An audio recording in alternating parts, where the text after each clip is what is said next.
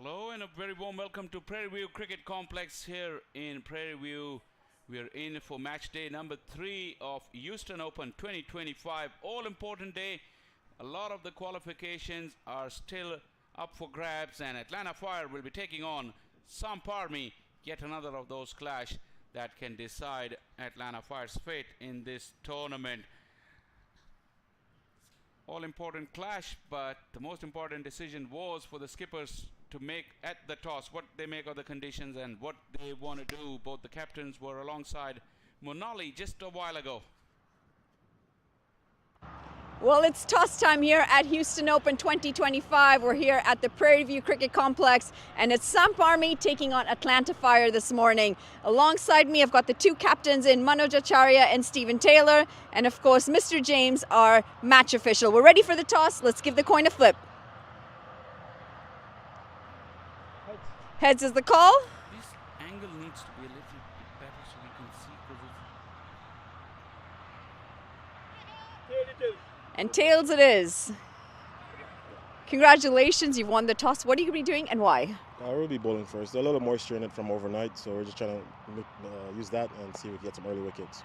Now you're 1-1 in this series. You've won one, you've lost one. It's a very important game for you to stay in the competition today. How have you prepared mentally? Mentally, we're all good. At the end of the day, we're all professionals here in order to come to play a game of cricket. Once we hit the right areas and jump together, we should be good. And what do you reckon par score on this surface? Morning games, I will say I give it a 130, a par score. And any changes to your side? One change, Kevin Cooper is sitting out and Arian comes in. Thank you so much and best of luck. Thank you. Manoj, unfortunately not winning the toss. Had you won, what would you have done? We were actually batted first. Really, and why is that? The wicket looks much better than what we saw on the first day that we played on, and we wanted to actually bat because this is kind of like a non-consequential game for us, and we want to give our guys an opportunity to showcase themselves, and so that has been our plan. So we were happy with this. And looking back, of course, the tournament hasn't gone the way you would have hoped for. Have you identified any certain factors as to why that might have been? There are few things which did not go our way, especially with I think the batting wise, we didn't have enough depth. We didn't start well in the second game. The first game was actually very good. We were very close, but we were not able to get over the line. It was a very close game, so we were happy with that. But the second one was actually very bad for us. So there we actually our bowling let our team down. So we didn't start well, and things didn't go away from the start. They took us apart from the start. So that's been the bad thing there. But yeah, that's it. Well, listen, I hope today goes well for you. I know you're finishing off. Hopefully you can finish off on a high, and best of luck. Thank you so much. And there you have it, the news out of the middle. It's the Atlanta Fire that have won the toss, and they're going to be having a bowl first. interesting thoughts from both the skippers. Manoj Acharya also wanted to bat, so he's got his wish. Monali has caught her breath back after that long walk from the middle into the com box. She's settled in. Very warm welcome and very good morning, Monali. Thank you so much. A very good morning to you as well, and a good morning to all of our viewers. We take a look at the squads. Two stacked sides. Unfortunately for Samp, they're not playing for much here, so they have made a few changes, as mentioned by their skipper at the toss. They want to try and bring in some of the younger ones in, give them some exposure, and not a bad plot considering they know that their tournament's nearly at the end of it. Atlanta Fire, they've got everything to play for here. Stephen Taylor going to lead the side and hopefully come out on top. We've got the experience of Aaron Jones, of course. We've seen Fani Teja have a good time with the ball not too long ago, and a really good innings with the bat from Obis Pinar. All in all, you could have all the names on paper. It's going to be about coming out and executing. And we'll just have to see how they come out and play today. For the first time yesterday in the second game, we saw a high-scoring affair on this ground, which we have yet to see. And as Manoj Acharya mentioned, he would have liked to bat first, partly because of that. We have seen conditions improve on this ground. We've seen the surface play a little bit better. The bounce is a bit more true. And from what we've experienced this morning, that breeze seems to be a little bit slower as well compared to what we've seen the first 2 days.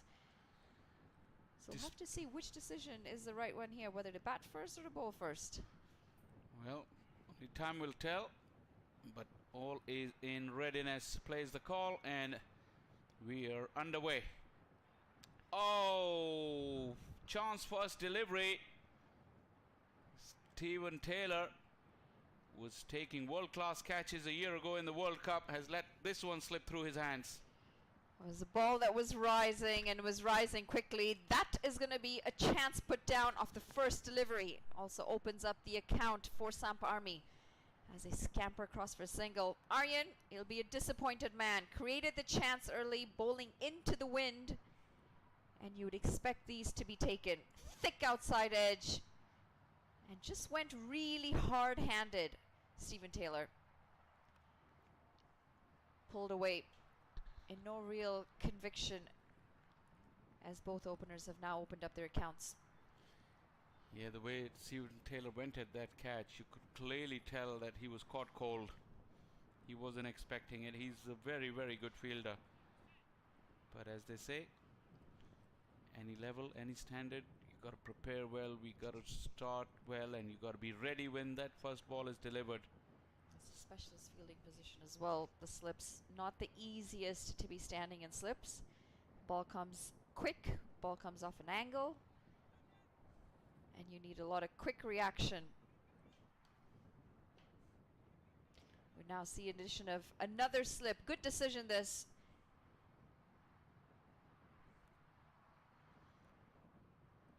We haven't seen a lot of movement yet, surprising enough, despite the decision to bring in two slips. It's cloudy and today it's got a slightly humid feel to it as well, so it should be ideal for swing. But the length that Aryan is bowling, by the way, he's the only change. He's been brought in, so he could have made immediate impact. But yeah, the length so far on those first three deliveries, back of a length, not allowing ball to swing. The fuller length will tell you something. Conditions are tailor-made for swing bowling.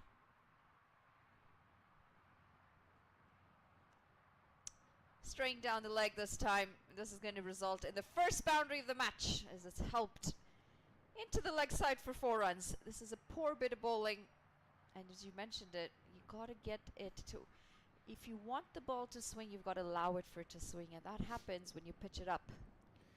He tried the fuller delivery, but this time the line was all wrong. And easy pickings, fine leg up in the ring. Pace on offer. This is a good start. Young Aryan would need to learn that he needs to be very consistent at this level. There's some very good players that he's bowling to. Arir got off to a boundary. Too short again, and this time punished to the offside. That's a flaring shot as he goes up and over Arir to pick up a maximum. That's unbelievable stroke. Unbelievable. It was wide, it wasn't that short, but look at those feet and those hands. He just threw the hands at it, up and over. Enough elevation for it to carry all the way. How often do you see that? 6 over cover.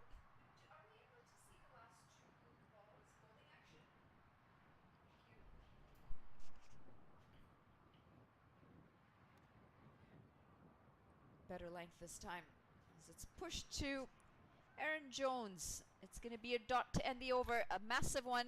1 over gone, 12 for none.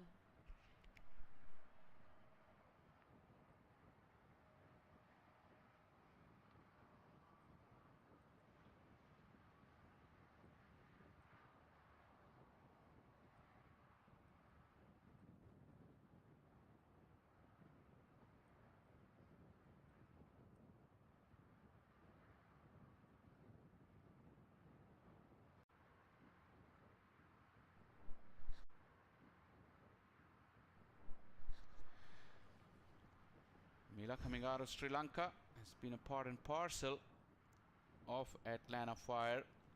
Has had very little role in this championship so far. Even yesterday he didn't bowl, surprisingly. He's one of the leading wicket takers in minor league cricket in its history. He played at the USPL last year in November, and very handy bowler. Picked up quite a few wickets at that tournament. He's got the variations, he's got the accuracy as well. That's beautifully bowled.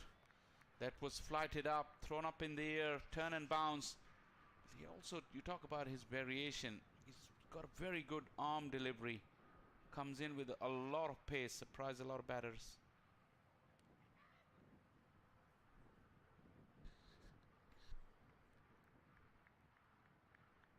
See Sunny Patel having a towel in his hand. It was a little bit of early morning dew, but all games in this championship have had prompt starts despite some weather being around.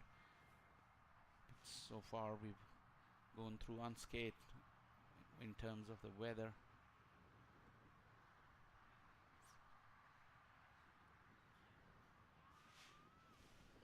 Always love watching a spinner toss it up a bit, not afraid to give it some air, and we see so many just starting to dart it in. There is value in being able to toss it up and have it dip, especially if you can land it in the right area with that dip. It can be very deceiving.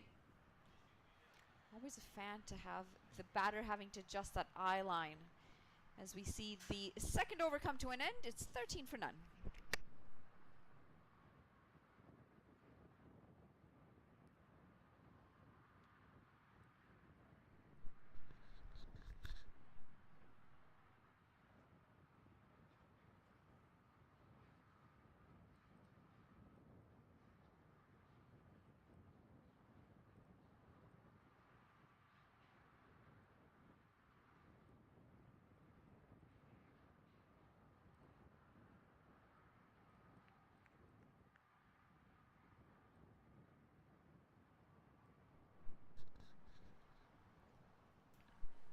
I'm going to go back to some pace now.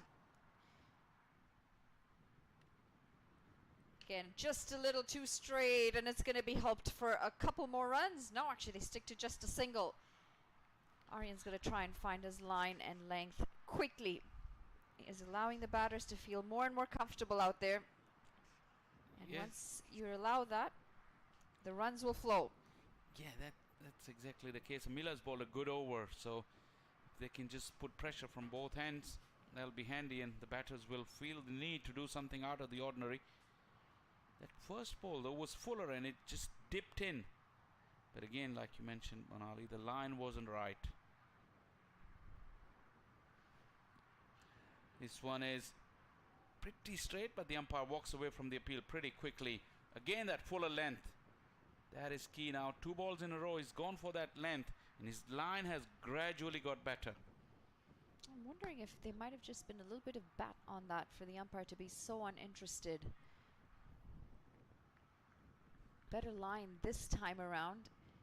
You see him just falling over to the right as he delivers, though. Correction, to the left, I should say. And that looked like it was going down leg as well. Yeah, you could tell by the position the wicketkeeper took. This is where he was anticipating the ball. Well, this seems to be slightly easy pickings, as this is well placed for 2 runs. He's got his length sorted and his line, this time middle and leg. He's looking to, you should be, when you're bowling that fuller length, you should be looking to draw the batsman forward, get him right across, and then go for the fuller straighter one. See if you can catch him off balance. Interesting points you mentioned about Aryan's action. Where he falls way to his left. Keep a close eye on him now. Looking for the effort delivery. Again, the head and that left arm go as left as possible, losing shape, and then that right arm follows very far away from his head this time. Fast bowlers are all about alignment. Fast bowling is all about alignment.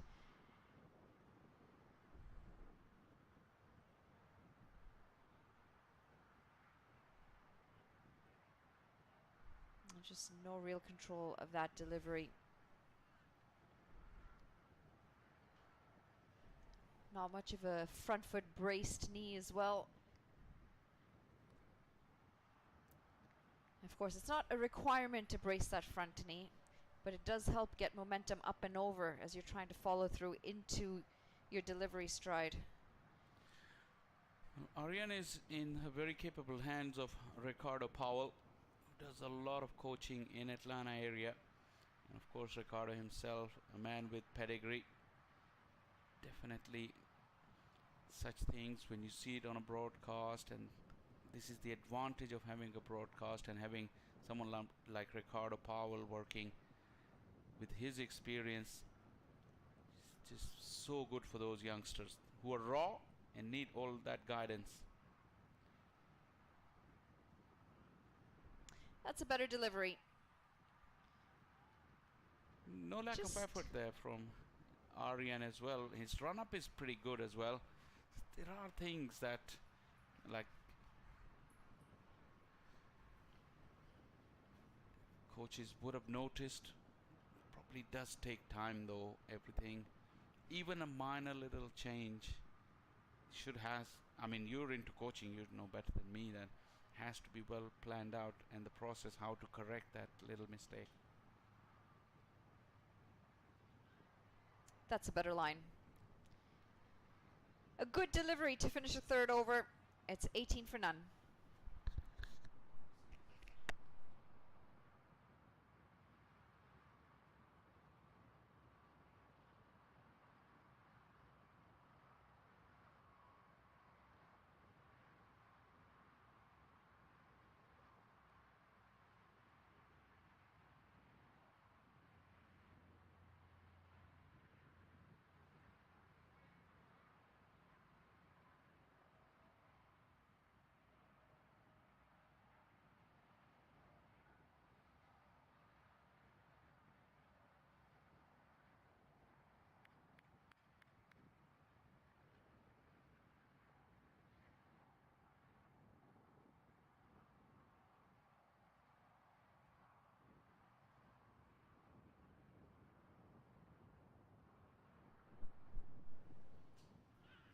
Big shout, still appealing. Amira Ponso, finally the finger's gone up. Arir doesn't look happy, but the umpire took his time. Amira Ponso was very, very confident, and Arir, who started off so brightly, has now been dismissed. Well, the first one bites the dust, and it is the spin that gets him the wicket. Amila Ponzo will be a happy man, especially as you mentioned, he hasn't featured as much as you would expect him to. So to get the chance today and to pick up a wicket, an early breakthrough for his side is the best way to go about his business. Let's see how close this was, because the umpire did take some time to make this decision. Height looks to be a bit questionable from this angle. Of course, it's not the best angle to judge that. Maybe a side-on angle would be better, but the team was convinced, and the finger has gone up. Yeah, the appeal was unanimous, and Atlanta Fire has broken through. Samp, 18 for 1.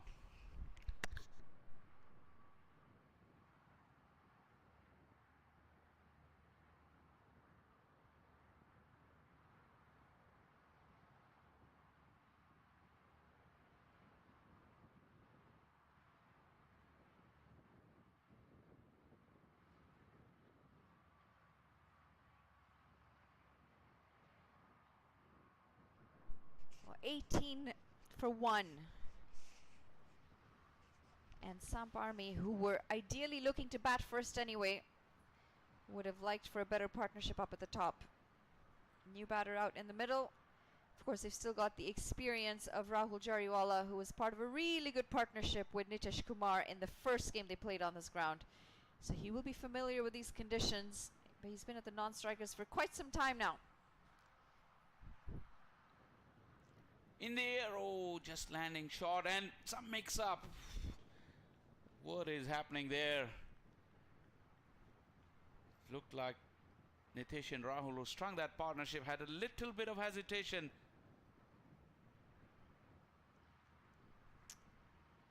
Not in total control of the shot either. We'll call it a well-judged single.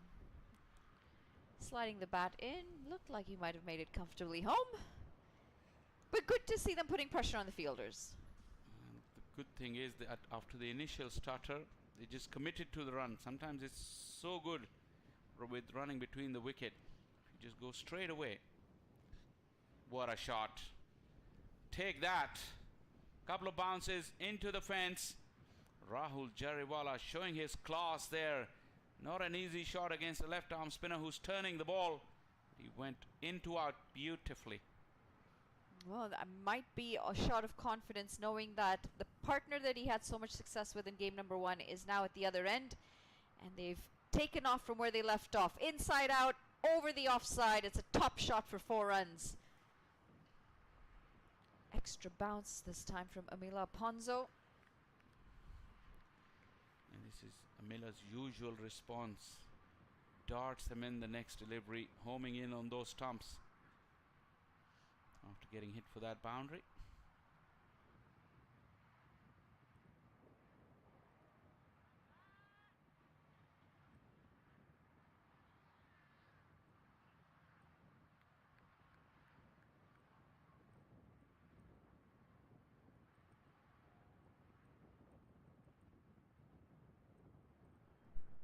Welcome back to the action. We apologize for losing you just for a short while there, as we had some technical difficulties.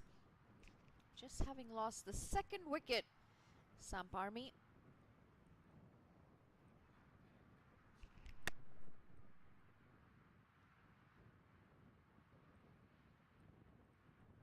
As we iron out our technical difficulties, it's going to be Amila Ponzo back into the attack. And we'll have the scoreboard updated for you as soon as possible as well.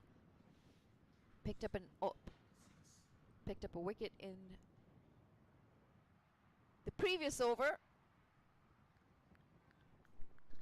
And he's bowled well. Good variations. He's able to dart the quicker ones in when needed. Not afraid to flight it as well. And he has gem of deliveries like that. Subtle movement, gripping the surface. Bit of extra bounce on that occasion, saving the batter. You would think why he didn't bowl yesterday when they were defending 166. Oh, this is upish. And it's cleared the infield. It's going to run away for 4 runs. Just a little too short this time. Indeed, it just gave enough time to the batter. 2 slips in place, so inside the power play, there's not much protection in the deep. The length here gave the opportunity to Deep, and they need some runs. Samp Army gladly take that boundary. Amila has spun a web. Just the 12 runs of his 2.4 overs. That came in with the arm, probably going down this time. Shake of the hat from the umpire, but great deception from Amila Ponzo. Similar action. He completely bamboozled the batter. Very optimistic with that shout, though.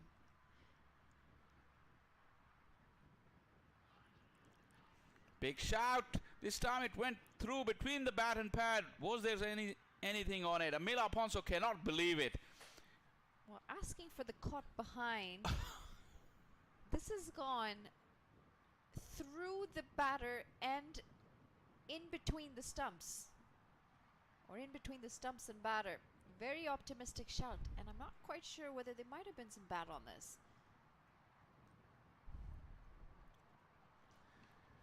Very hard to tell from here, but look at the slip fielder. He's convinced. So was Henchard Hamilton. And Amila Ponzo had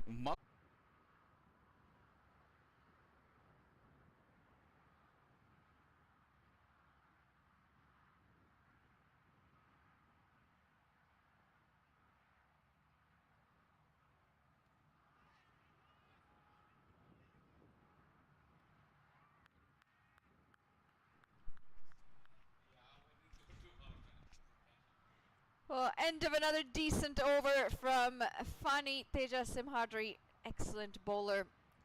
And he'll be kicking himself in the behind for dropping a very simple catch off his own bowling. The ball was quite softly hit to him, maybe expecting it to come a bit harder. And unfortunately, he did put the catch down. What is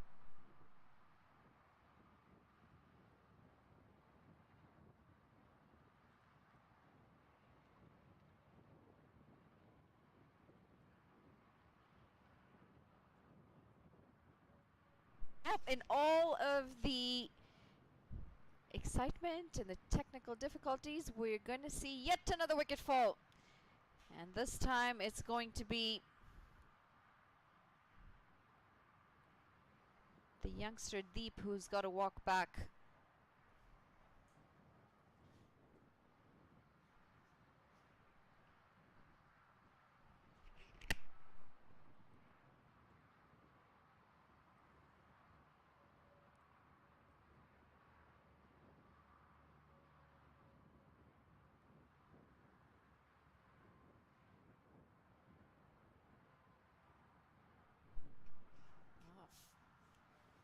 As we get all caught up with our technical issues, Fani Teja finally picking up a wicket off the last delivery of his over.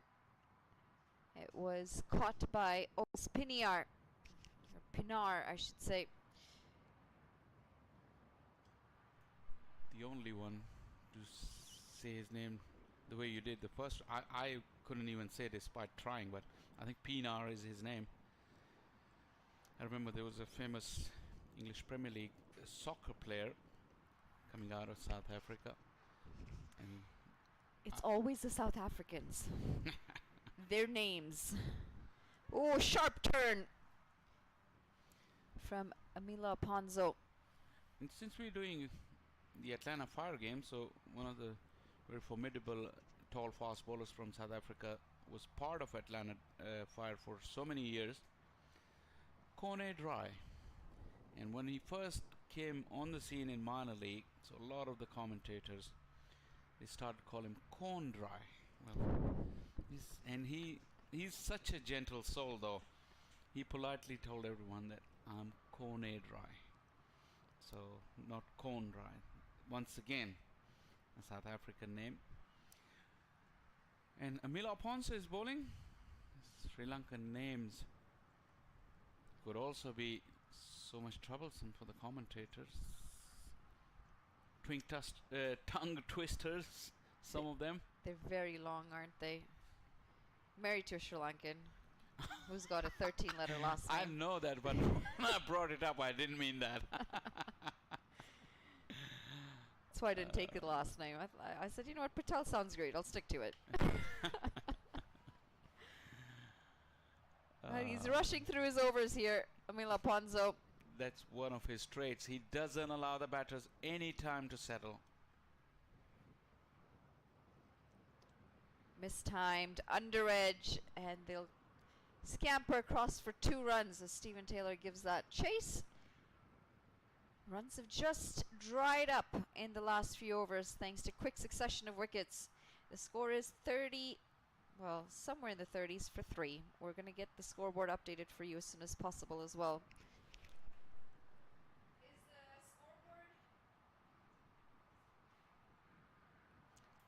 Oh, that was a close triangle. No appeal on that occasion. It was pretty close to being pat first.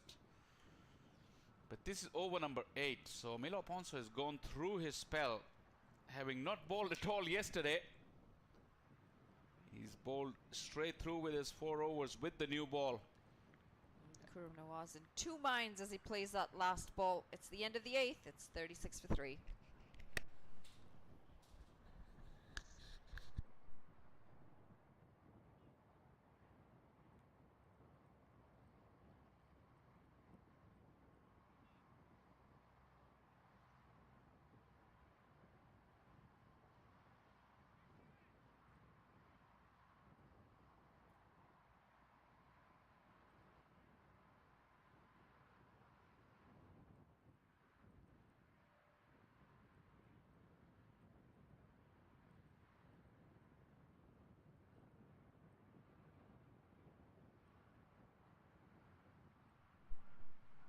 Eight overs into the contest, just 36 runs on the board. It's a very different looking side here from Samp Army from what we saw on the first day, game number 1, as we saw really good partnership between Nitish Kumar and Rahul Jariwala on that occasion.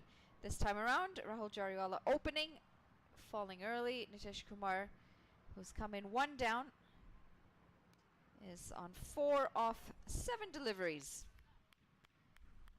They've looked anything but fluid this morning. partly because of some really good bowling, a good change-up between pace and spin at different ends. And speaking of bowling changes, we see yet another one. Venu Medi Reddy, he's been pretty consistent throughout the tournament. Bowled really well in Atlanta Fire's first game when they only defended 109. It's a lot of gentle pace out there, which means the batters are going to have to work a little bit extra hard to generate the extra power needed. Yeah, we saw what Nitish Kumar could do with pace on yesterday. He struck some not yesterday, the first day of the tournament. Struck some fantastic shots down the ground on the rise, hitting the bowler straight over the side screen and over long off. Oh, he's muscled this, tries to go down the ground and clears the man as well. Just over the hands of the fielder, and it's going to pick up a 6. It's been quite some time since we've seen a maximum. This time sitting deep in the crease, is waiting for the ball to arrive. That spongy bounce that we've seen here, and fielder was in it for a moment. Sunny Patel, one of the tallest men on the park, almost got a hand to it.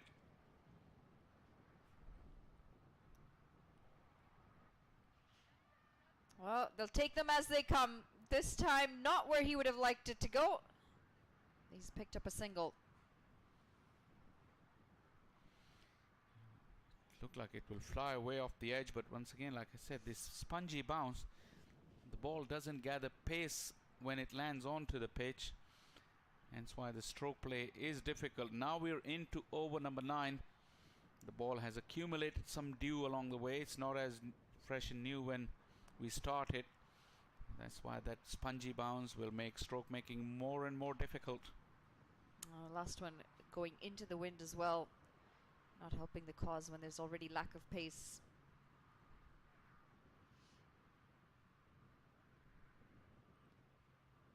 A little bit of shape, but just too much width. This is guided very well for 2 runs.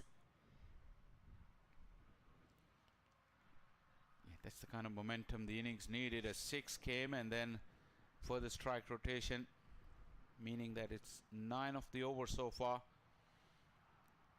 We'd seen yesterday at the halfway stage teams reaching just 50 or slightly above. With wickets in hand, they can still get to a decent total, so Samp does have an opportunity to do that.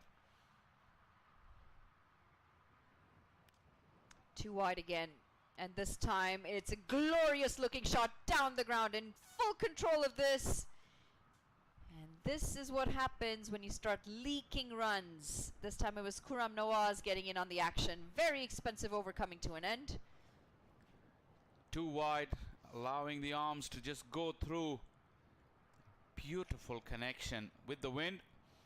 That's the direction where most of the boundaries have come on this field in this tournament. 15 of the over, 9 gone, 51 for 3.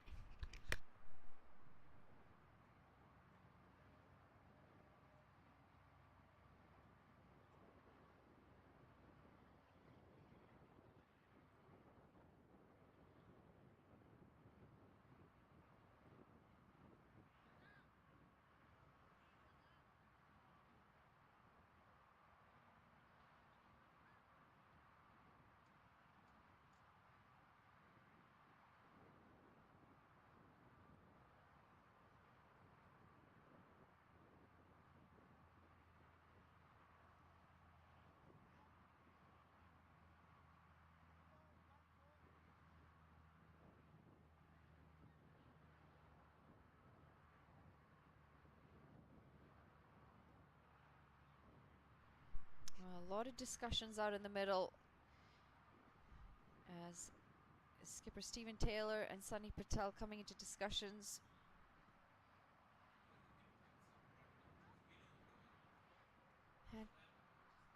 Hanchard Hamilton getting into the action as well, the wicket keeper, and it looks like we might have a substitution. It might actually be an impact player coming in. And it is Sarabjit Singh Ladda apparently warming up. scores.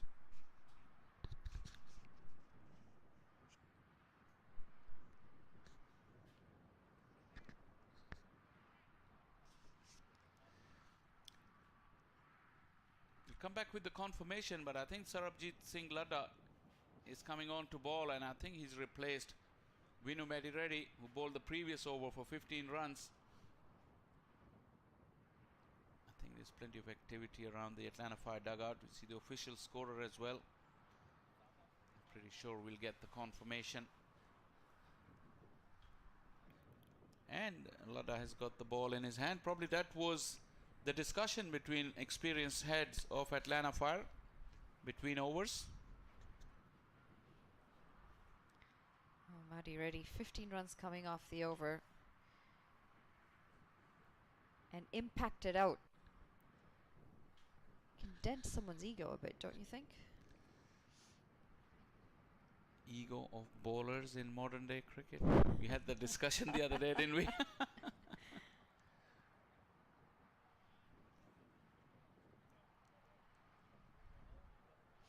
Now this is interesting. Sarabjit Singh Ladda is a character, and he's another of those bowlers who will throw the ball up in the air and challenge the batters. If you're brave enough, come after me. He will give you that invitation over and over again. He's a bit cold though, because he was sitting in the dugout. Let's see how ready he is for the action. Oh, it's a lot warmer today though. And he seems fairly warmed up with some early grip and turn. You'll see plenty of that from him. Like I said, when he throws the ball up, the challenge is there, but the batters know that if they can't get there, you will just get them to spin across them. He also, with that high action, he also gets a lot of bounce.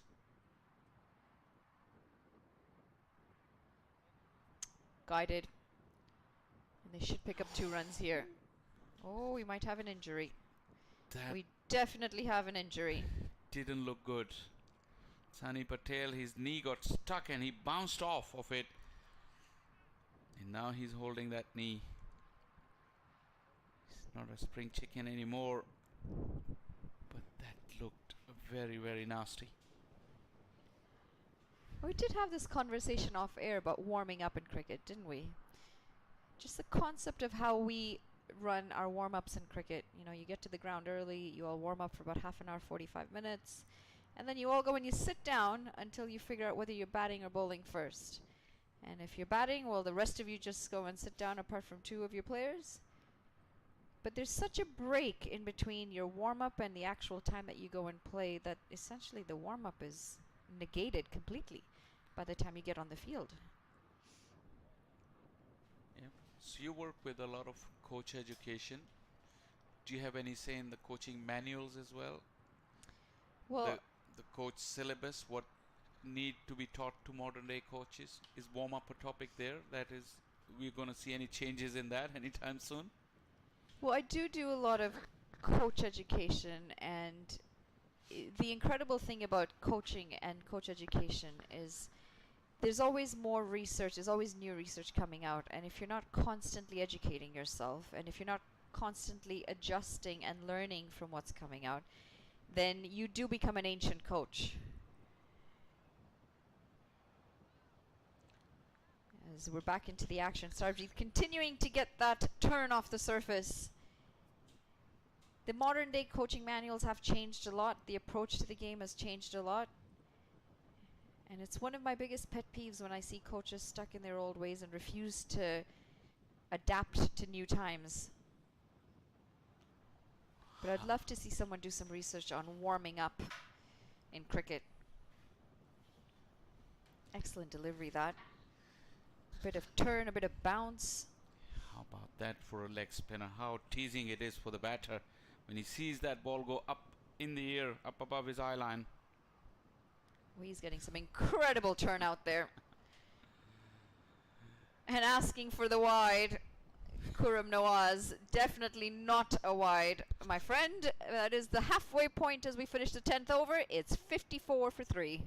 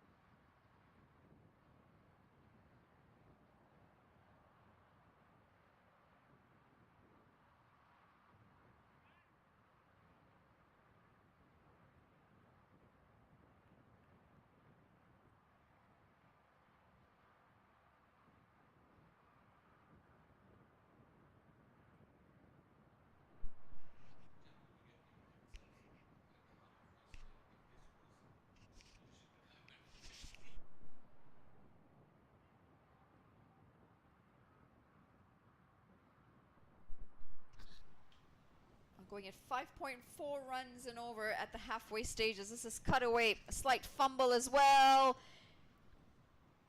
And the throw goes at the right end, as there was some confusion as to whether to come back for the second or not. Nitish Kumar is quick though and can make his ground. Sarabjit Singh Ladda once again in the action. He was about to throw at the striker end, and then he heard the bowler calling for it because there was a misunderstanding. By the time he changed direction and was able to get the throw away, Nitish got in quickly. But this is a good contest again. Sunny Patel is a very experienced bowler. There's plenty on offer from the pitch. But this partnership has really steadied the ship a little bit for Samp Army after those early blows.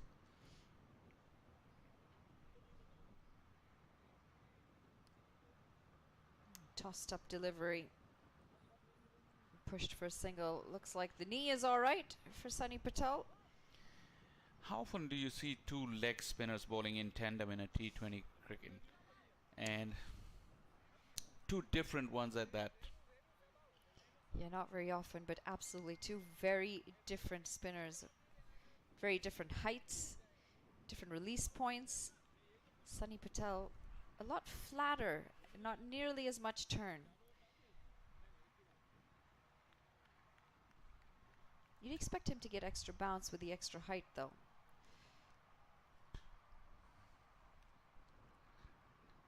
Oh, it looks like he's struggling a bit on that knee. Yeah, it looks like it. Generally, on responsive pitches, he really gets the ball to kick from a length. It's just probably not fully ready yet, still having that cloud over that knee injury that just happened a while ago. His approach is a bit ginger. It's a tough art leg spin. Not sure if you've tried your hand at it in the past. I know you were behind the stumps when you weren't in the field. And I used to bowl leg spin when I used to play for my school team. really, Yes. I I'm got it. just amazed at I've got to see this now. Well placed and great running. This over is turning out to be a decent one for Samp Army. 6 runs coming off of it, 11 gone. It's 60 for 3. I think you've got to show me some of this leg spin. At the end of this game, we'll go. I might try, but I'm just amazed at how little amount of cricket I played and seem to have done almost everything. Bowled leg spin, I bowled seam up. My 3 first-class wickets were bowling off spin. I've got some dismissals behind the stumps. I've got a stumping in my list A career. You've done it all. You've done it all. Not good at any of them to have done it for any length of time. That's the reason. I tried my hand at everything. Probably you could say that nothing worked out, so I just decided nice and early, let someone else play. Jack of all trades. And master of nothing. You don't have to be a master of anything if you could be a jack of all trades. Oh, that's nice of you. Make me feel a bit better. Oh, this one coming in. Could be trouble. Nope. They scamper across.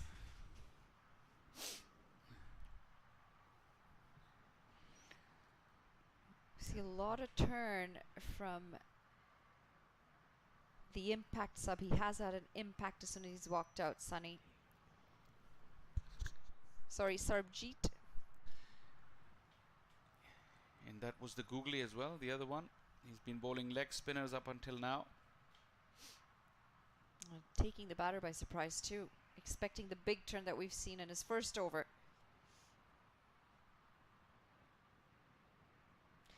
So how consistently could you bowl the googly when you used to bowl your leggies? I tried. I was a good... That was a long pause. Yeah, because I was good at leg spin. But obviously I couldn't get my googly going with any pace. It had to be very loopy. And that's why I gave up leg spin, because just turning one way Optimistic shot. And it's going to fall safe. It's the switch hit. Nitish Kumar has a bag of tricks up his sleeves. He's a very handy batter. An array of shots as well. In the US, he's known as a T20 specialist. In Canada, we thought he was more of a 50-over player. I always thought I've seen a bit of Nitish Kumar before last year as well. That's a big shout. Turning too much. And that's the problem, isn't it, sometimes? But look at the appeal that has come into the game as well. Have a look at Sarabjit Singh Ladda. Look at him. He thinks he's out. He's ready to celebrate. Celeb appeal. That is what it is these days. But the umpires have now gone smarter. They know. It's the googly. The question's asked. Finger stays down. Looks like again it was turning too much. This time the other way. Look at where Khurram is rubbing. Just around his chest. There was too much bounce on it. Have a look at that. Beautifully bowled though, you have to say. And I think he missed the flap and just hit him just above the bread basket. But Sarabjit Singh Ladda was convinced. He's a character, I tell you. On these circuits, he is box office. Oh, whipped into the leg side this time. Down on one knee. And he's going to help himself to 6 runs, Khurram Nawaz. Enough's enough, he said. Can't miss anymore. Can't get hit anymore. Going to take you on and put you away for a maximum. 12 overs gone. It's 68 for 3.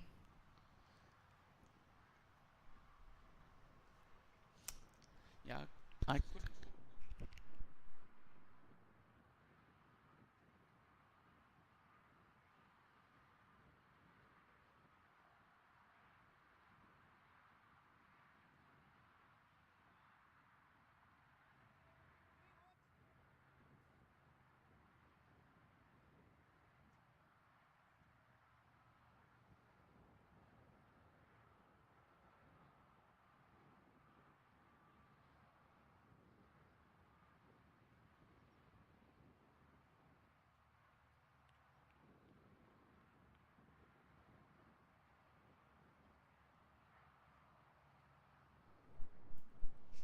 Oh, he's bowled him.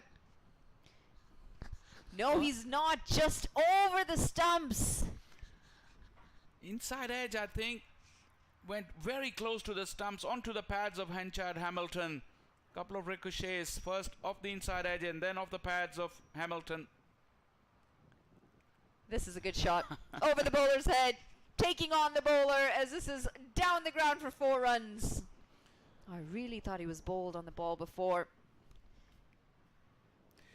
This is an incredible passage of play. There's so many near misses, but then there are boundaries in between as well.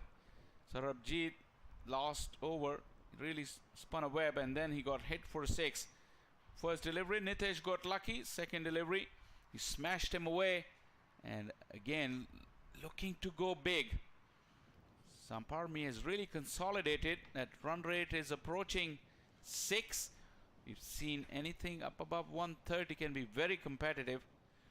It got overhauled yesterday, but there had to be a method in place. Somebody has to play really well to make a score of 130 or above, and this partnership has. That afternoon game yesterday, not the norm from what we've seen. In fact, it was surprising to not get to 200. Getting to 189 in that first innings.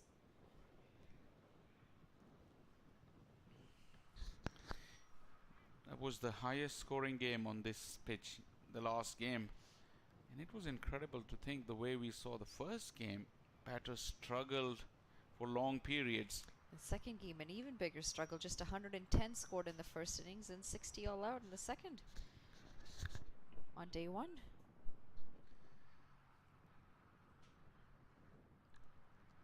So at the toss though, we were there and we talked to both the captains, and Manoj Acharya did say that this is a better looking pitch, and so did Taylor.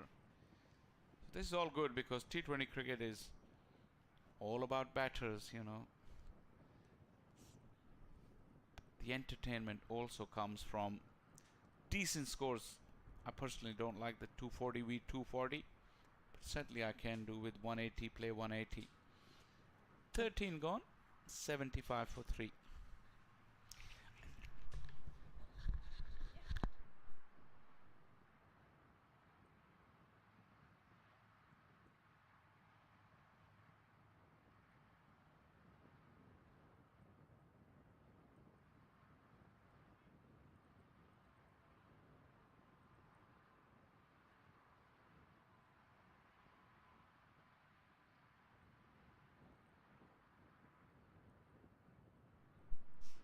Take a look at the scorecard so far. Nitish Kumar leading with 23 off 21.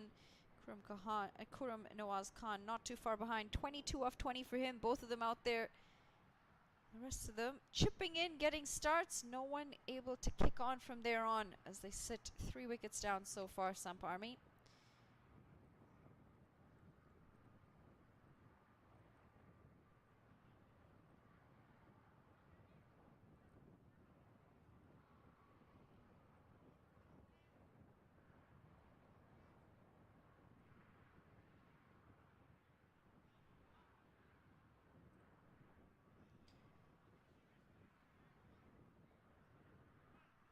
Just a few discussions between the players, getting their fielders set right. Into the 14th over now, 75 runs on the board. Maybe a couple more overs of nudging it around, and then you'd expect if these two are out in the middle, they will start to take the bowlers on. Still try and get close to that 130 mark, 140. Advancing down the ground this time, Nitish Kumar sends his partner back. Good call in the end for just the single.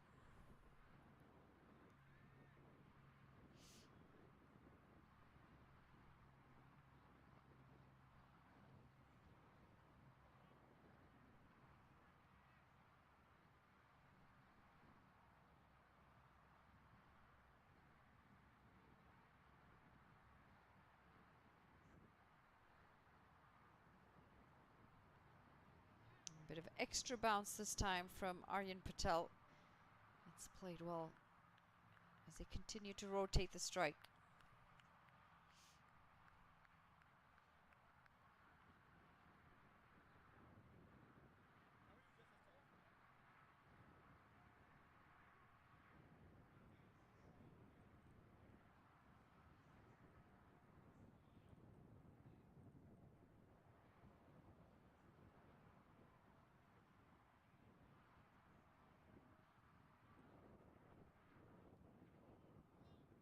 Trying to give himself some room, Nitish Kumar. Bowler following him a little too far and picked off the pads.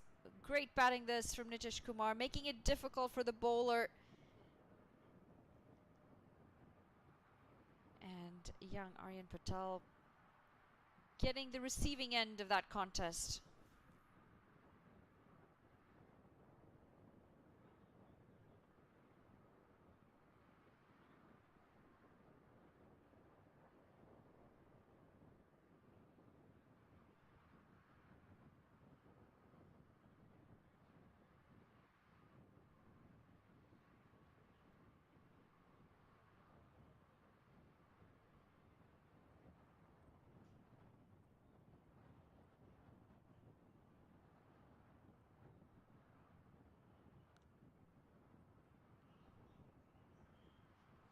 Slightly expensive Aryan Patel when he started his spell.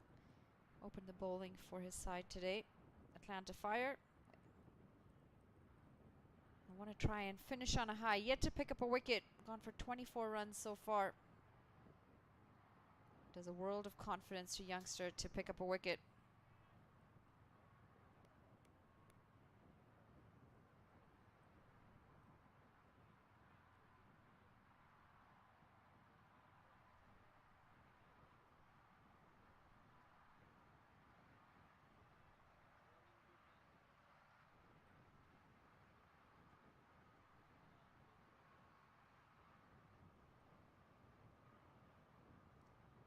Oh, flicked off the pads. This is gone high up in the air, and he's going to get full reward for it as well. Khurram Nawaz dealing in sixes as he's now tied for runs with Nitish Kumar on 29. It's 88 for 3 with one delivery to come in the over.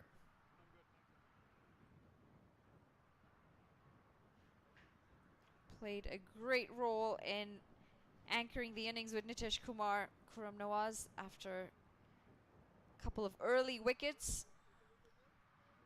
The Samp Army starting to pull that momentum back to their side.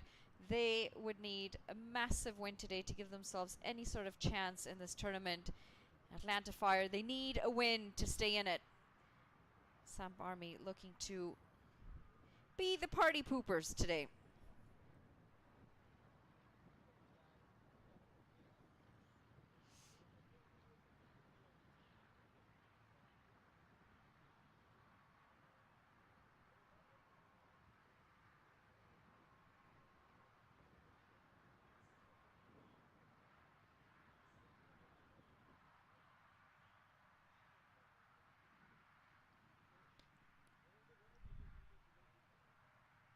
Single taken off the last delivery, 14 gone, it's 89 for 3.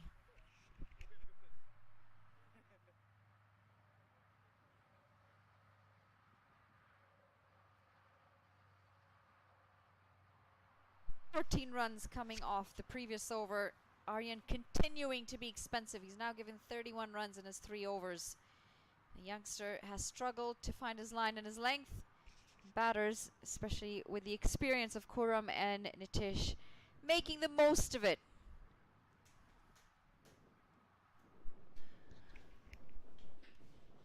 Solid platform has been built. Amila Afonso was very impressive, but he's bowled through. Fani's got 2 overs left, 6 overs remaining. Mehdi Reddy has already been replaced by Sarabjit Singh Ladda. So Ladda has got 2 left. And so has Sunny Patel. That was the 1 over that Stephen Taylor wanted to get out of the way, and it has cost him 14 runs. Now you could think that the remaining overs can be shared by Sarabjit Singh Ladda, Sunny Patel and Fani Samathri. Plenty of blue sky now. Finally, the clouds have been blown away. Gets a pretty warm feel when you walk outside. Lovely weather to play cricket. Lovely weather to watch cricket as well.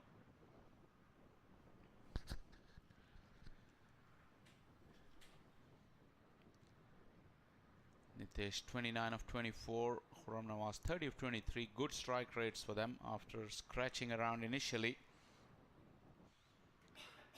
To their credit, they put bad balls away. It took some calculated risks, which worked out. Delivery. Top-notch delivery. Simhadri doing what he does best, getting the ball to move. And the angle at which he delivers it, coming into the right-hander at the very end, just taking it away from him. It's the angle of the release. He's an intelligent bowler. His left arm over the wicket, but he drops his arm so much that it literally comes out of behind from the umpire. And it's late movement as well. Can be so hard as a batter. You've got to watch it all the way. Late movements. Yeah, so like he's 3-in-1 on a kind of thing, because he can be a left arm spinner with drifting the ball in and turning it away, and he got a sharpish little yorker, all being released from different points on the crease and from different height, because when he goes for that yorker, his arm is slightly higher, but when he wants to spin it across the right hander, his arm really drops.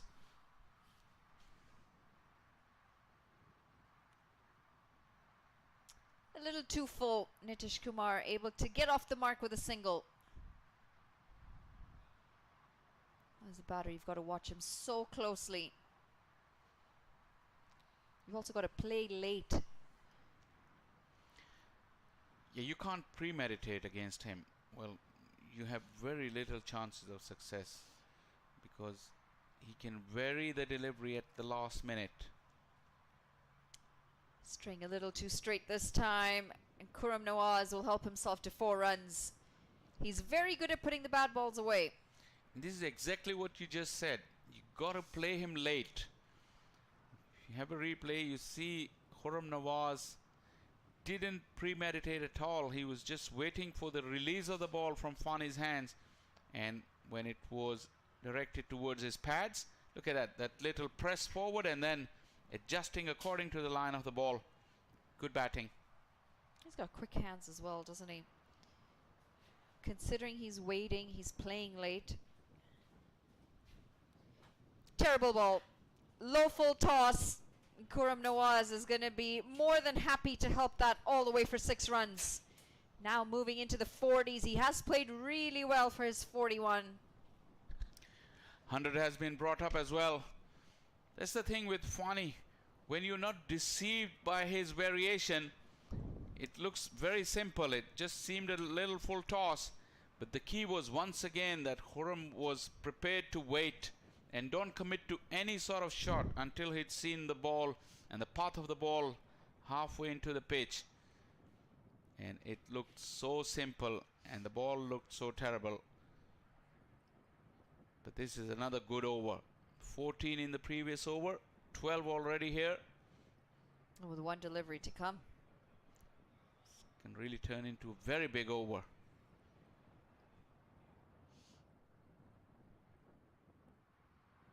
Better come back this. Cramping for room, a little bit quicker as well through the air.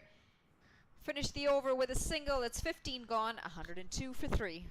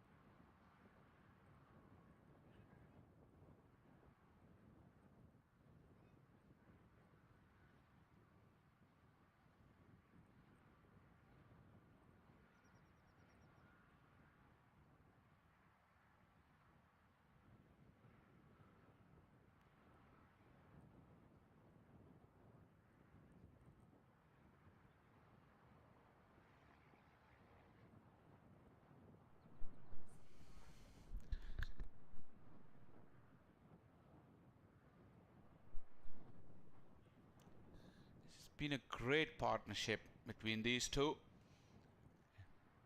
And can you imagine Khurram Nawaz is outscoring Nitish Kumar 42 of 28. Nitish is 30 now. Remember, they came together when 3 wickets were down, the run scoring was down.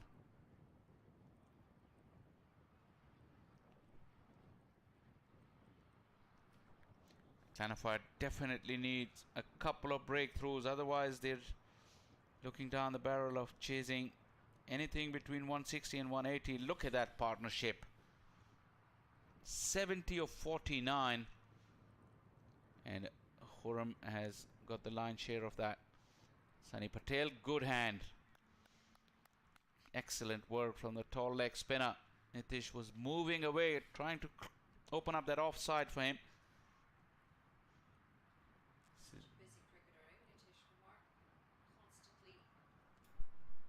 Looking to create some room for himself. Trying to get in the head of the bowler, messing their line, their length up. Yeah, now this is the contest. Khurram has been more belligerent.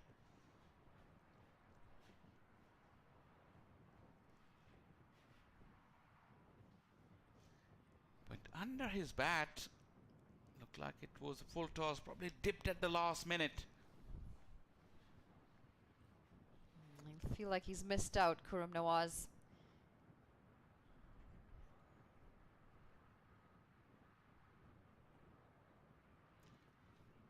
Going across the line. Managing just an edge onto the pads, and it's going to be a dot to end the over. Correction, there's going to be one more delivery to come in the over. No boundaries yet. And it will be like that. Just a single. Have to wait for the umpire's signal. It did get something along the way of... Oh no. A belated signal of leg by from the umpire. Single to close out over number 16. A good one from Patel. 105 for 3.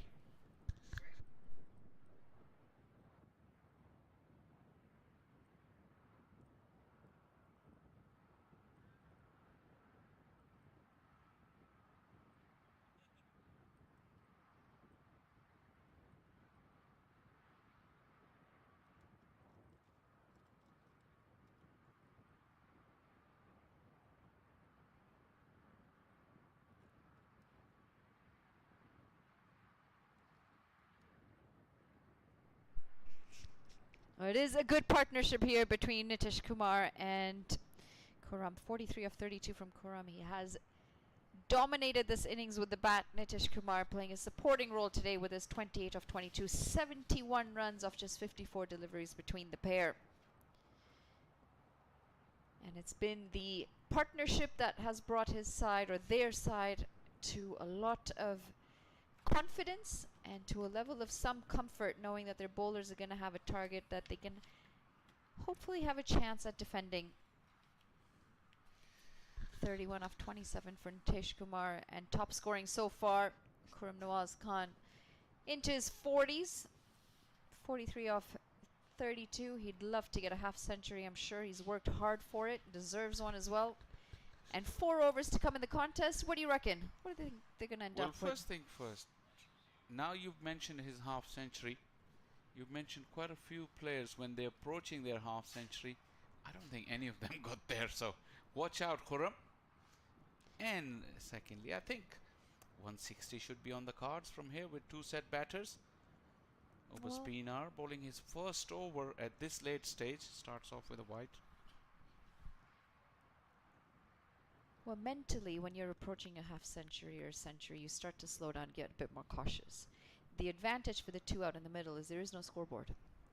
So they don't actually know that they're approaching their 50. Slap down the ground. He gets 2 runs closer to his half century. Moving to 45. It's a strange field set. It went to regulation long off. But the fielder had to come a long way. And Khurram was able to come back for the second. A little too short, pulled away. Great running again as they pick up 2 more.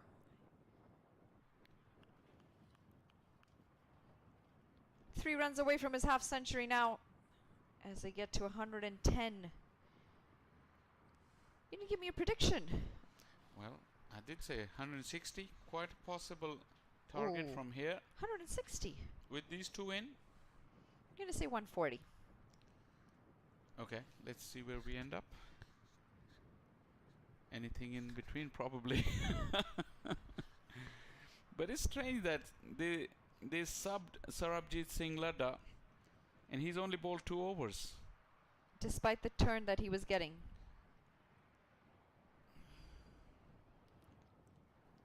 Cut away. It's turning out to be a decent over here from Obas Pinar, apart from the wide. First up.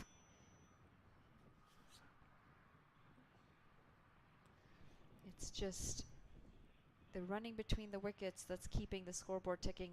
No big boundaries yet.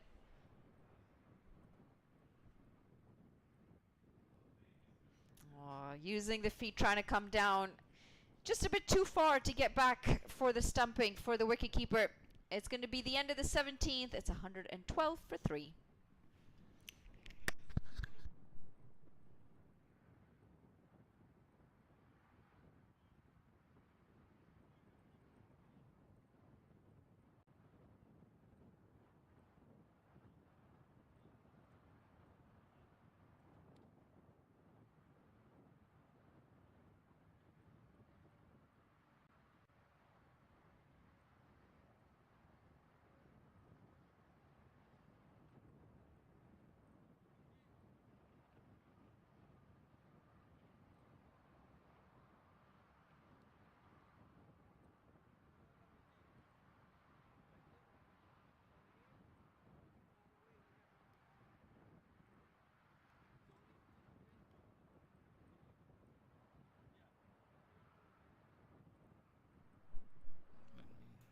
3 overs left in the contest.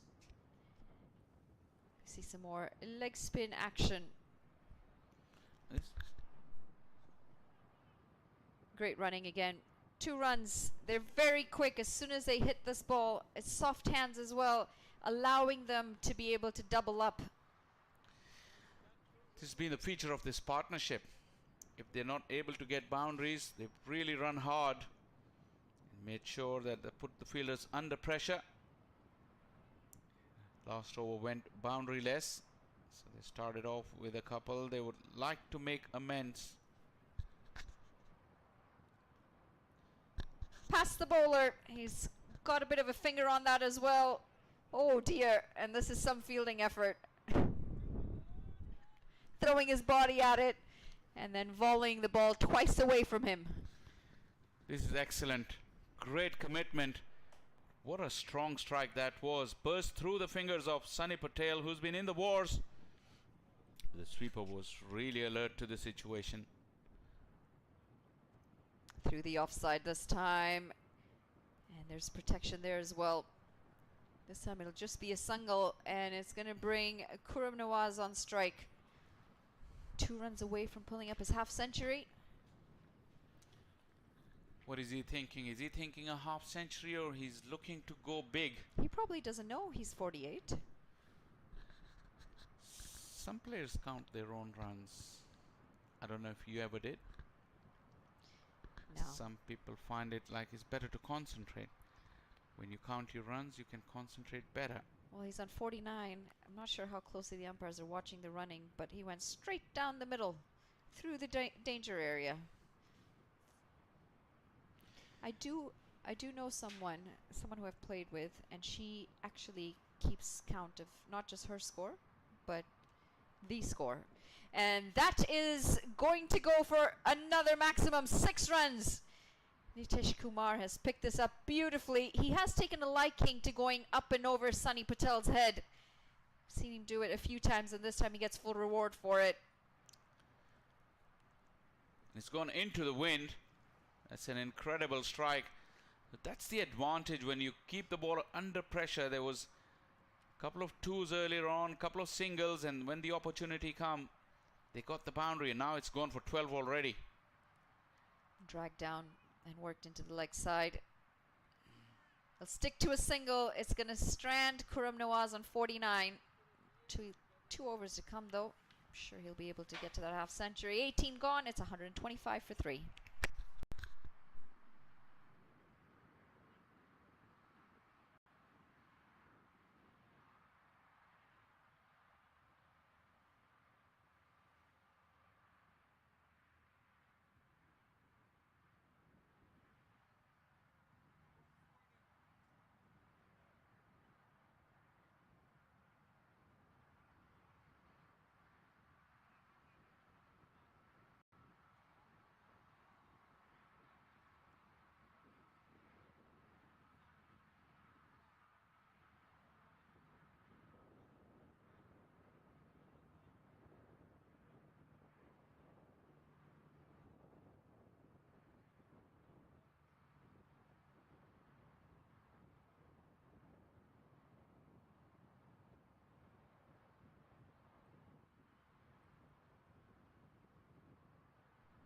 Well, it's come down to the last 2 overs of this first innings, sitting on 125. After some early wickets, Samp Army have stabilized the sheep.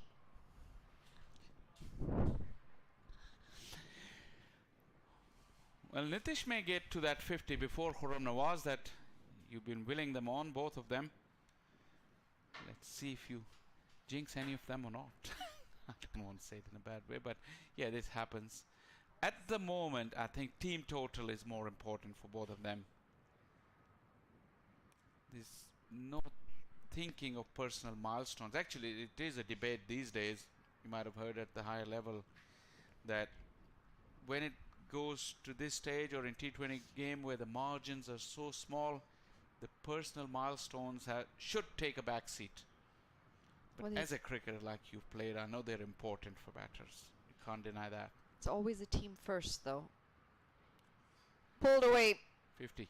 A bit too short. plucked out of the air for a single, and that's going to be his half century. Khurram Nawaz, take a bow. I believe he is being cheered on from his team as well, and he does deserve it. Came in at a tough time. His team was in a rough patch, and he's helped them through. Nitish Kumar wanting to get into the action as this is slapped on the ground. He's now 4 runs away from his half century. Very well played, Khurram Nawaz. Really, he took the charge. He had some near misses against Sarabjit Singh Ladda, but you'd have to give him credit. When he got the ball in the right area, he was able to put it away every single time. Bit too wide. And lucky to get away with it as this is slapped on the ground for another single.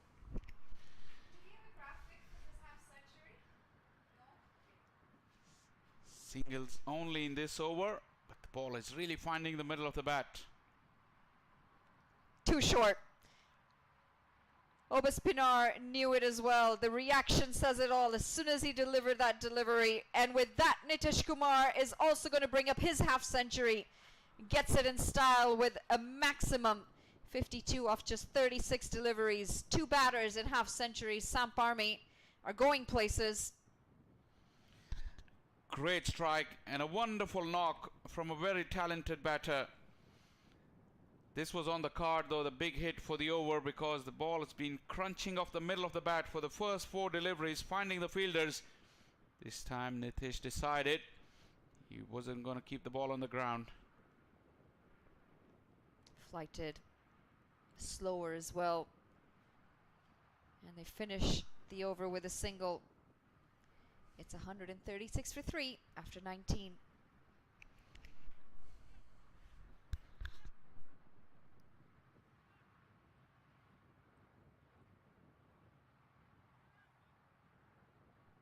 Two half centuries for Samp Army, and with that also a 100-run partnership. Nitish Kumar, Khurram Nawaz, both pulling up half centuries, 101 off just 72 deliveries, this partnership, and it might be a game-defining partnership as well.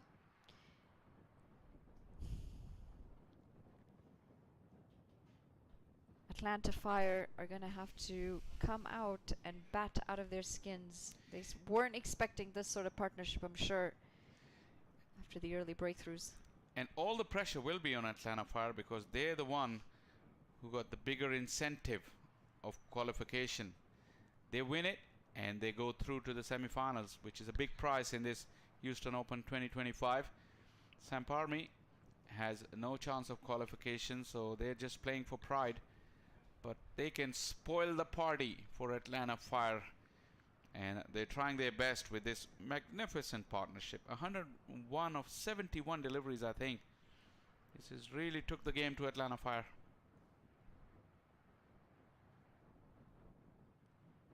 Simhadri given the final over. That's a really good fielding effort in the deep. Hunting in packs, as we say it, and they limit it to 2 runs. Well, I'm not sure if they're going to get to 160 from here on. They might get to 150. Yeah, they're going to get a few more than 140. This is still a good score. Excellent score. It feels like it. Or, I mean, you have to say the pitch has really played better than any of the previous days, with the exception of the last game yesterday. Width on offer, squeezed away. That's the boundary for the over, and it has come pretty early in the over, putting Fani Samadri under pressure. And going places is Samp Army, 142 for 3. That's a top shot from Nitish Kumar. Waiting on it, playing it nice and fine, nice and late. He knew where third man was as well, and just guiding it past for 4 runs, using the pace that the bowler provided.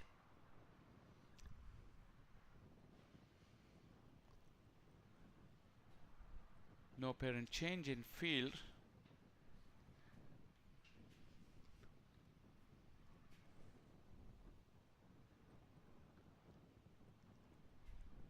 Well, he's ramped this one, and he'll come back for 2 runs. Miran just dropping to long on. Well, intelligent batting. He expected a quick Yorker that would have earned him a boundary, but change of pace meant it didn't have a lot of pace on it. Oh, movement, drift, and even then Nitish Kumar manages to put this past the ropes for 4 runs. Goes to show the amount of class that he has when he plays. Absolutely terrific strike. It was a slow delivery, and he waited and waited for the ball to come. Then he picked his spot as well. There was a sweeper at cover, but it went more towards extra cover, and there was enough power in the shot. That is second boundary of the over. Closing in on that 150 with 2 to go. Oh, Nitish Kumar, we might get close to that 160 at this rate. Very well bowled delivery from Fani Teja. Better come back in the block hole. Now Khurram Nawaz will get a chance to put a grandstand finish to this wonderful partnership.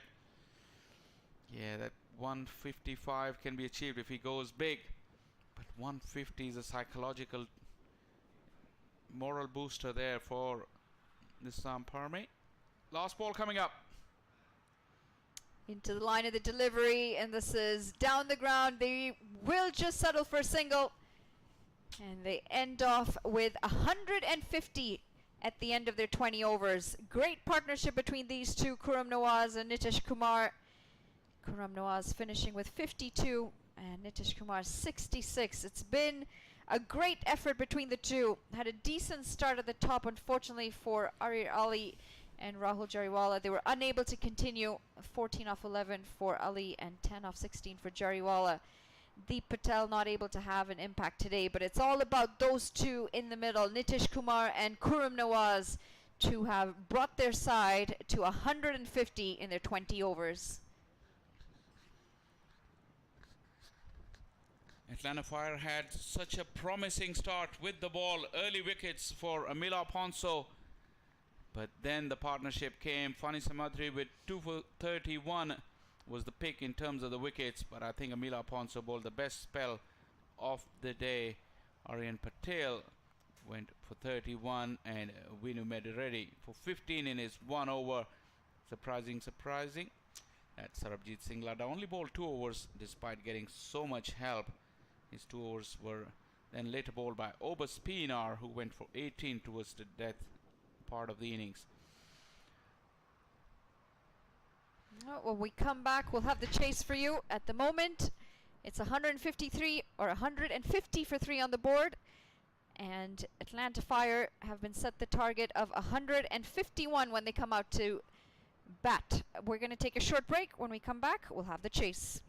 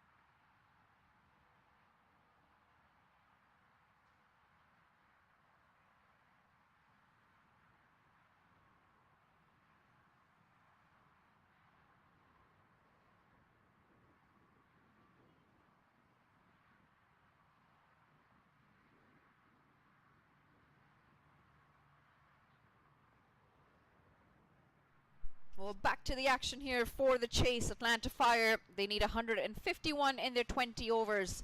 Coming to you live from Prairie View Cricket Complex here at the Houston Open 2025.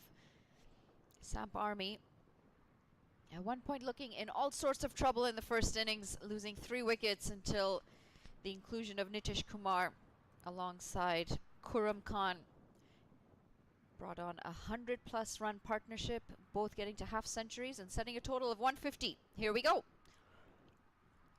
First ball coming in sharply. Manoj Acharya round the wicket, trying to tuck Stephen Taylor. And we all know, and it's well documented on this circuit, you do not want to give room to Stephen Taylor. Outside the off stump, he's prolific.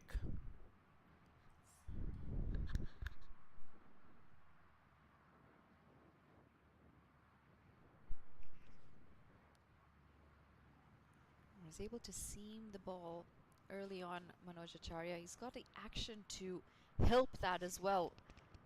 Going into the left-handed Stephen Taylor. He's a big man, Stephen Taylor. You mentioned it. You give him some room and he'll be able to clear some big boundaries.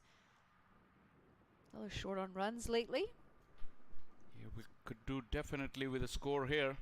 Not only help his side get into the knockout phases, but get himself into the form towards the business end of the tournament.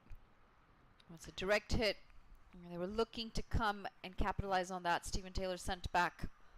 It'll have to be very interesting to see how this pair runs between the wickets. A lot of the runs in that first innings did not just come from the big shots. They came from efficient running between the wickets. Yeah, absolutely. You need to realize early doors that it's not easy to hit boundaries here. So keep rotating the scoreboard. Keep the bowlers under continuous pressure. Make them make the mistake.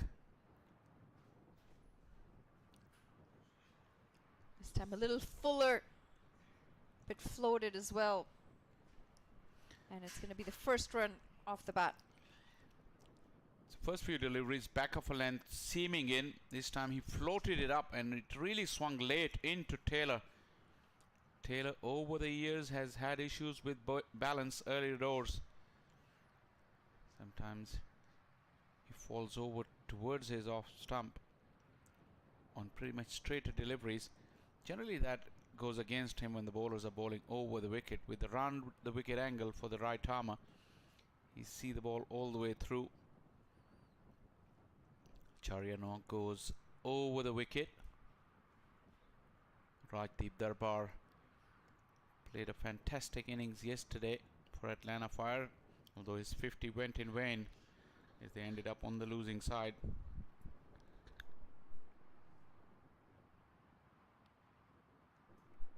angling that ball into the right-hander. Brings that arm nice and close to his head. Gets it over, angling that ball. Obviously Manoj Acharya is a cricketer with a great pedigree as well. But he's playing his trade on these circuits now for quite some time. Experienced head on his shoulders, no doubt about that. Toe end of the bat. As he gets on top of that one, Stephen Taylor.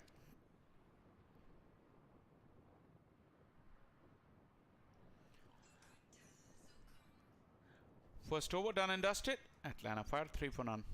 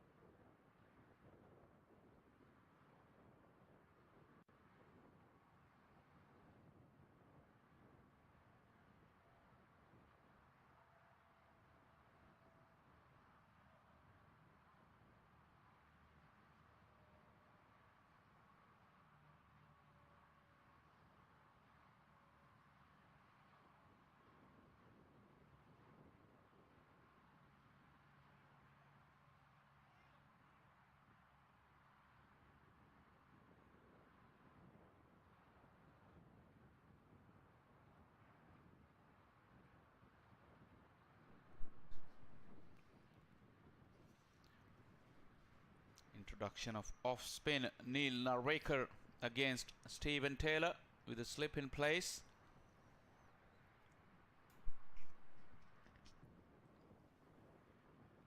Well, picked up beautifully. Down on one knee, and this is going to be helped all the way for 6 runs. This is the power of the big man, Stephen Taylor. This is one of his signature strokes. Big burly figure of Stephen Taylor getting down on one knee. But how smooth and how fluent is that bat swing with plenty of hand speed. And if it goes anywhere near the middle of the bat, you can rest assured that this ball will travel a long way. Stephen Taylor does pack a punch. He's a very strong man. And now one strike, you could see the arms waving, fielders running in different directions. Neil will have to be really strong because he's got the matchup in his favor. He's the off spinner, turning the ball away from the left-hander. Well, it's not going to turn from that length at that pace, and it smashes into the railing. Has it gone all the way? Umpire is having a look. It went flat and hard. 4 to Taylor. 10 runs coming off the over so far. Pressure on Neil. Slower delivery this time. And a very patient defense from Stephen Taylor. This was the pickup though. Quicker in pace, shorter in length, and Taylor was quick. Another chase in the deep. Fielder will come around, but Taylor will come back for the second run. He's really gotten off the blocks really quickly, Taylor. He had a good partnership with Rajdeep Darbar yesterday, in which Taylor played second fiddle and Rajdeep was the one who was scoring bulk of the runs in the power play. Into the leg side this time. Just 2 straight from Neil. And lucky to get away with just the single to end the over. 2 overs gone at 16 for none.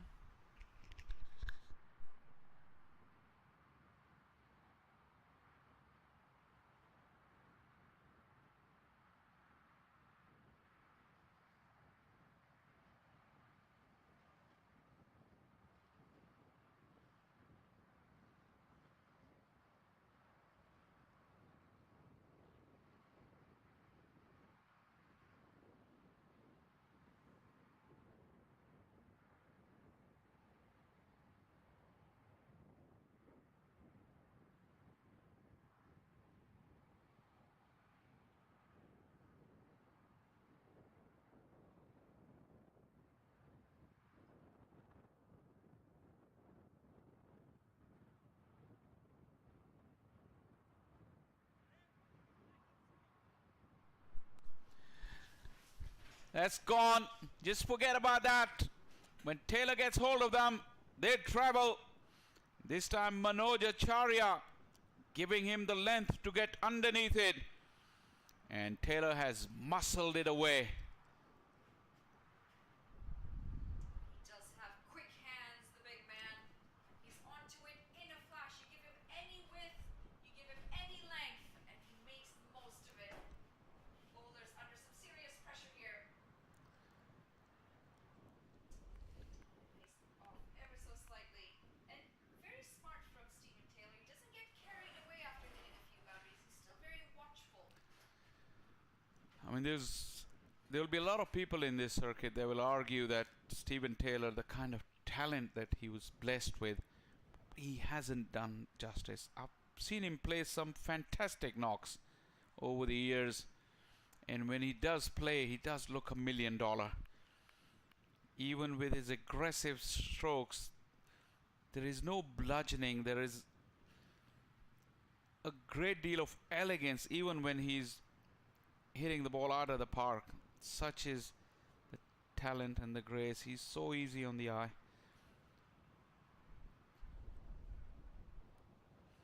Up and over through the offside this time, and he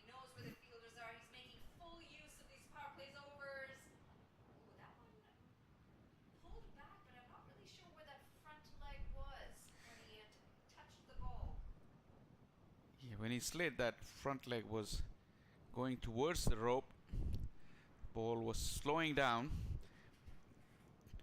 Taylor once again not a very keen runner between the wickets. Why would you when you can hit them that good? Have a look at that. It all happened so quickly. Obviously with no technology, umpires from a distance wouldn't know. Rolling his fingers over the ball, Manoj Acharya getting Taylor all ends up. This is a good contest. Two experienced cricketers, two good cricketers.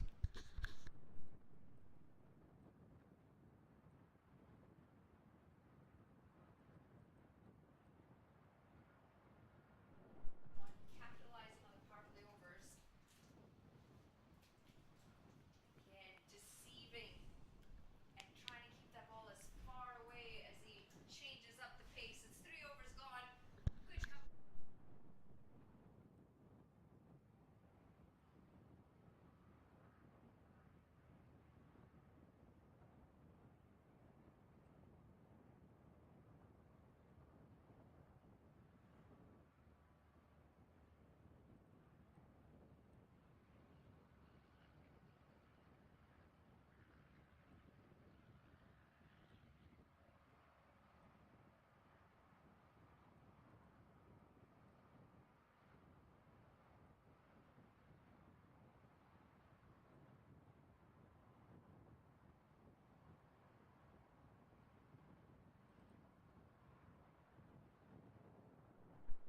Darbar goes big.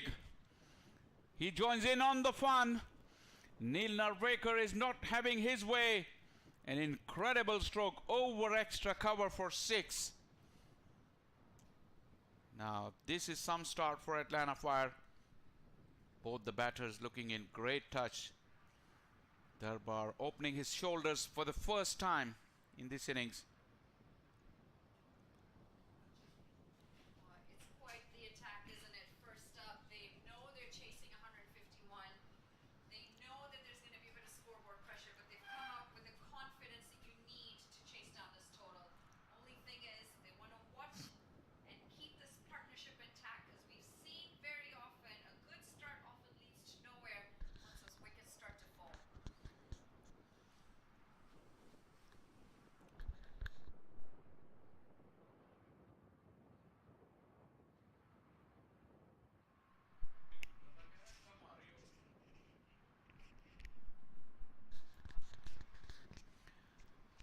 Yesterday they scored 71 in the power play, these two, chasing 150. If they're able to do it today, they will set a very, very good foundation for this run chase.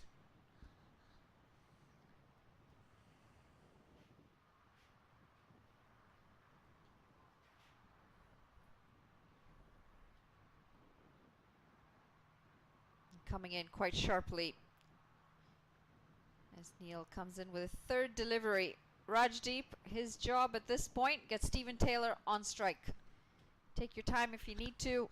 Just don't let the momentum slip from the other end, because momentum has a big say. However, he says, you know what? I don't want to get off strike. I think I could join this party and hit a 4 as well. Yeah, the matchup is in his favor with the right arm off spinner. Short once again, plenty of room for Rajdeep Darbar. All he had to do was to pierce the gap in the infield, and he did that. Now a boundary and a 6 to go in this over. Neil is under pressure.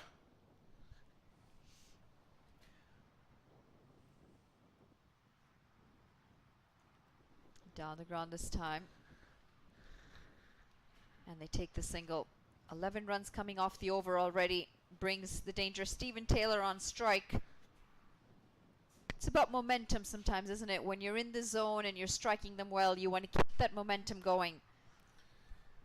This is key to good opening partnerships, where both the openers have their day, and earlier on the other partner realizes who's hitting them better.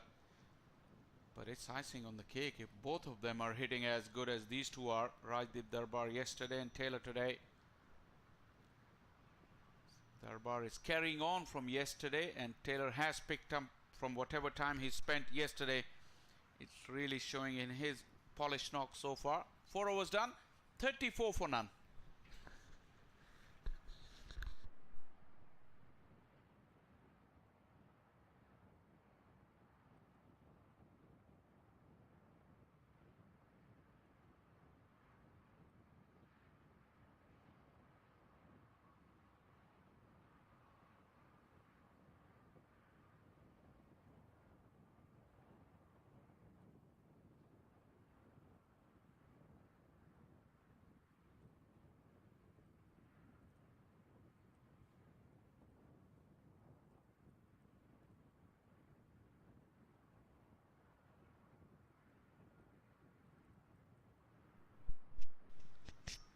Much 10 runs coming off the previous over. 4 dot balls to try and control the damage.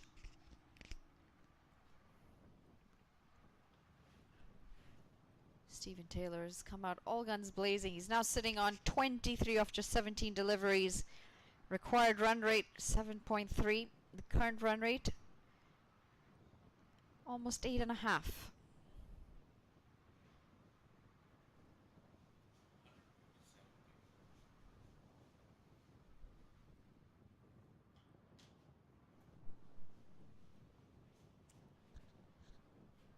Neatly worked away by Rajdeep.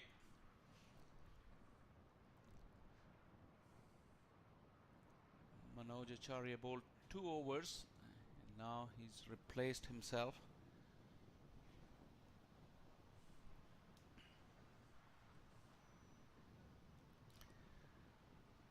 But the pro bowling with Neil Narvekar from the far end against the 2 batters. Predominantly they wanted him to bowl at Stephen Taylor, but he was taken for runs in 1 over by Taylor and Rajdeep Darbar in the other one.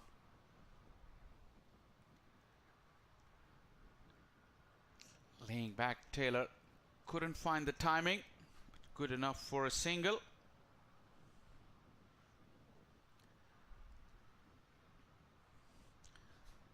It's a good start for Atlanta Fire.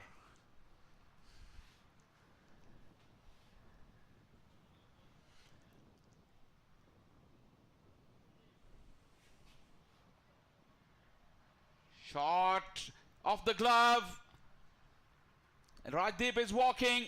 Didn't see the raise of the finger, but Rajdeep knew he got something on it. And he walked away. That was a good short pitch delivery.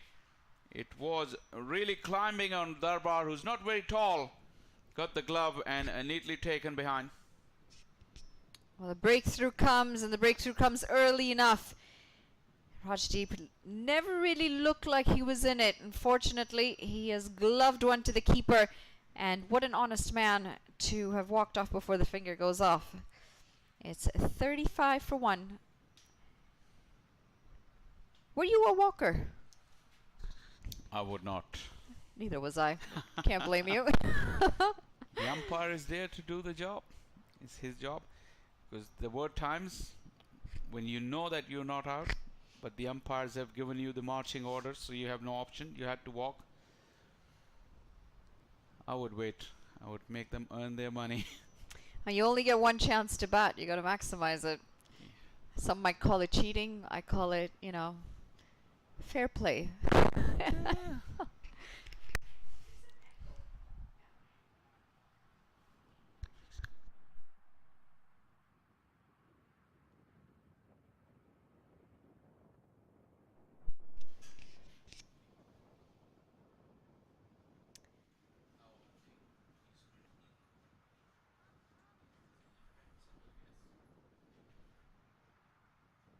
Stephen Taylor's still out in the middle, despite the first wicket going down. He looks to be in good nick this morning.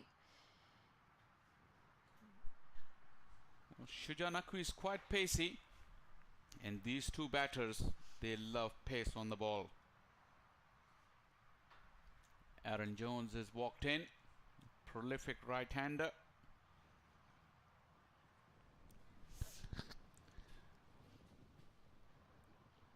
Be none better time than today for Aaron Jones special. Oh, streaky way to start and very nearly out the first ball.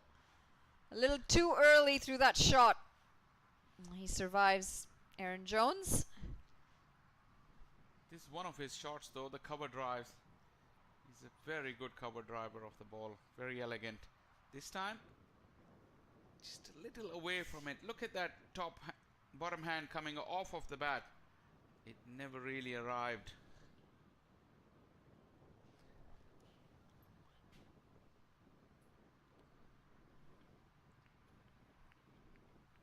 It's going to be dot to end the 5th over. It's 37 for 1.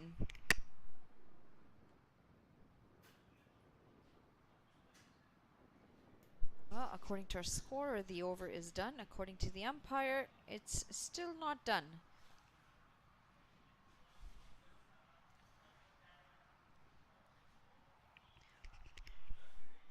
Well, we go by what the umpire calls.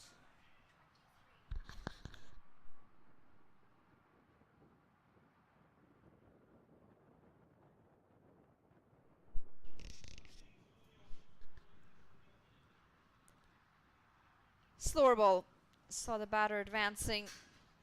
And now it's going to be over. 37 for 1 after 5.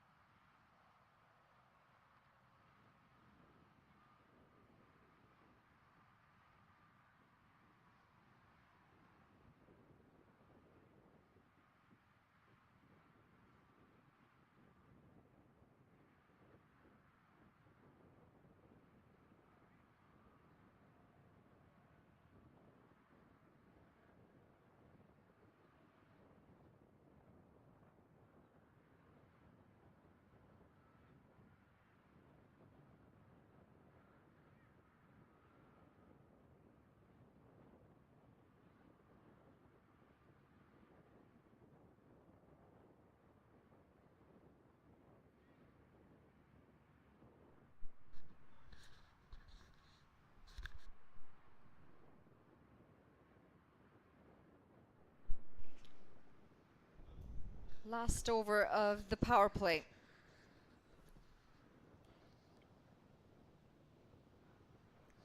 As that's going to be a wide to start things off. Heath Richards into the attack.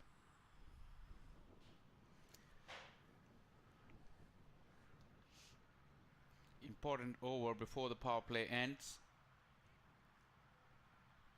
Samp has really recovered after a couple of very expensive overs. The damage has been limited to just 38.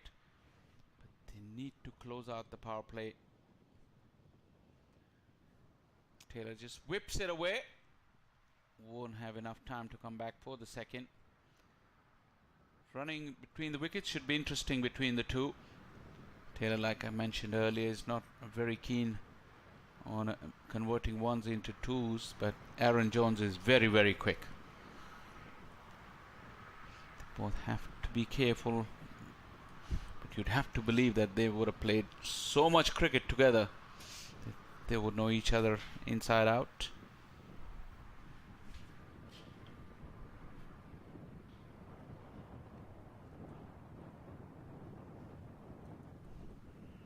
Well, that's a wide. Struggling to find his radar. Heath Richards starts with a wide, and now another wide.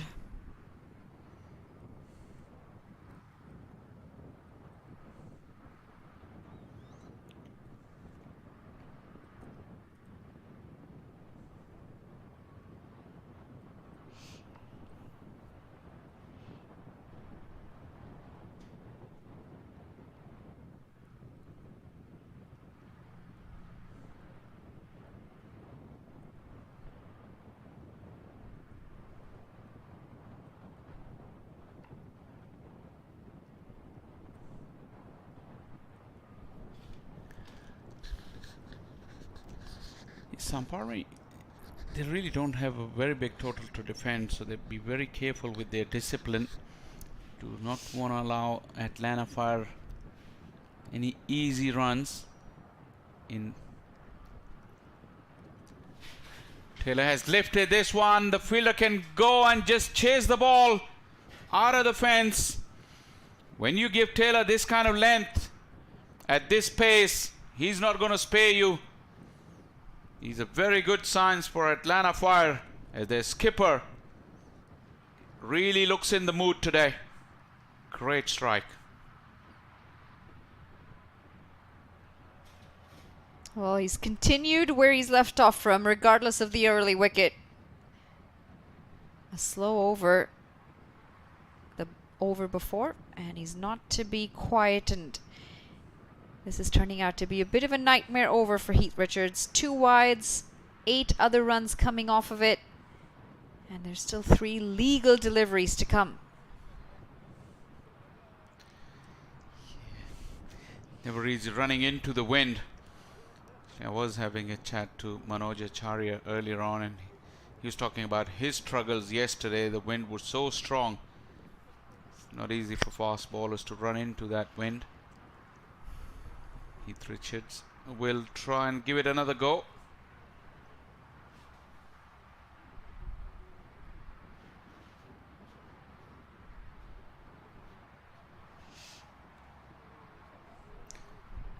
Change of pace. Taylor watched it nicely and then was looking towards Aaron Jones. You want to come for that one? Jones was ready.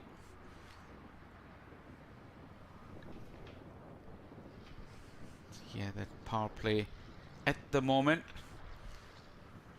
belongs to Atlanta Fire. Samp Army would like to pick up another wicket to have their say on this first 6 overs. Oh, he's gotten away with one there. That should have been a wide. I'm not really sure why the umpire decided against it. And of all people, Aaron Jones was complaining. You normally don't find him complain about anything. When he just outstretched his arms asking the umpire what was that. But Heath Richards got away with it.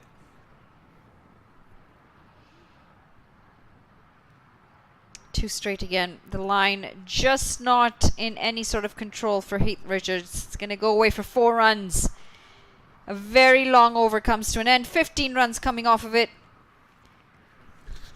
2 straight, but very neat deflection. Look at Aaron Jones. He didn't try to do a lot with it. Just the roll of the wrist. And it went away really fine. That is a big power play for Atlanta Fire. They'll be very pleased with that. Heath Richards wouldn't be. He went for 15. Atlanta Fire 52 for 1.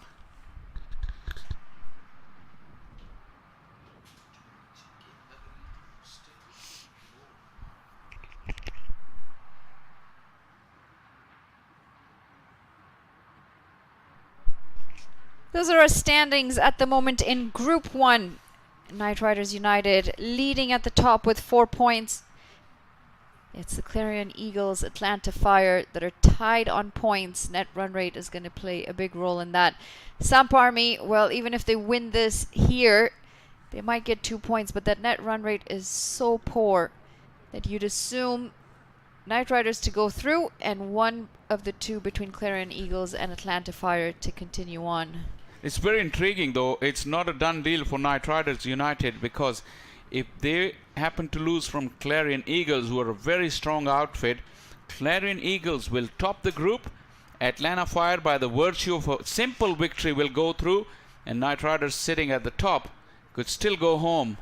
So there's a lot to play for. And this is why we'd always said the net run rate is going to come into question.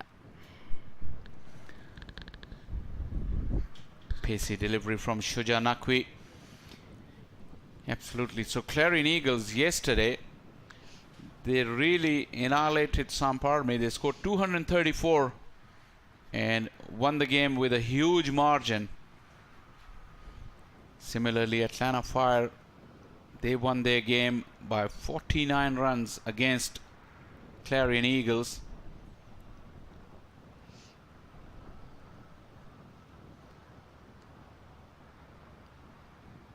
Good running this. Looking for the second as well. Stephen Taylor, his partner's run through. He had to. He was running to the danger end. So the team that is in most danger to go out is the team who's won 2 of their games, because Clarion Eagles on paper, they're very strong. And Knight Riders United would have thought after getting 2 in 2 yesterday that probably they were in pole position to qualify. But they could be the team that miss out. If Atlanta Fire are able to win this one, I think Knight Riders United will be under immense pressure. Off the pads into the leg side.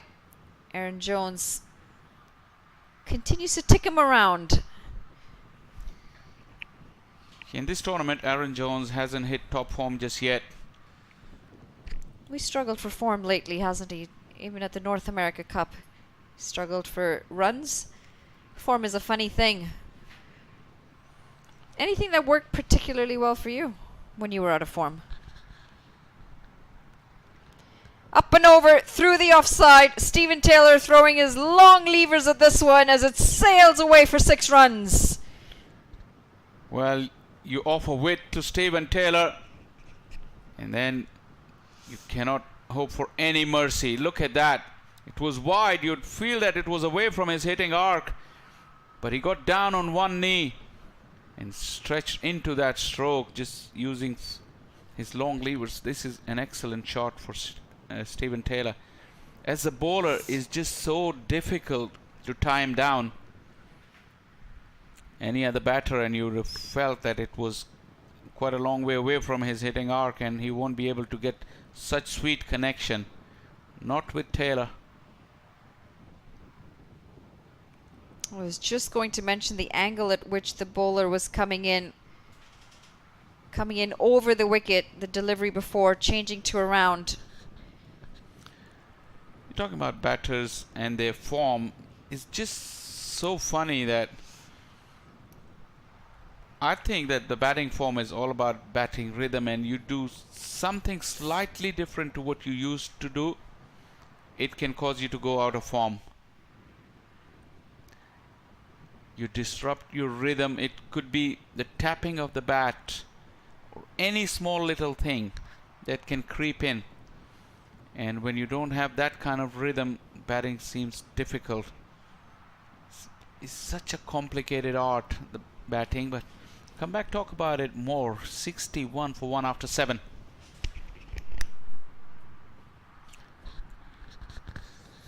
So has any of the coaching methods or coaching processes have come to a conclusion that why a batter lose form? It could be numerous things, couldn't it? I mean, we've spoken a lot about the mental aspect of the game, but it could just be something biomechanical related. Whether it's you not having the right head position, maybe not having that strength in your legs, maybe losing concentration, maybe it's fitness. It could be a numerous factor. So in my personal experiences, I have felt the batters who have a little bit of pre-ball movements, they can have long spells of losing form, because when there are movements involved, you can just lose the sync of that to the action of the bowler or anything, any small little thing. It's very hard to regain, and although when they're in full flight and all their movements are in sync, they look $1 million, but then just a slight bit of, like you said, you change of equipment can do that. Any little thing can cause you to do that, and then you're out of form all of a sudden. It's going to be a wide first up.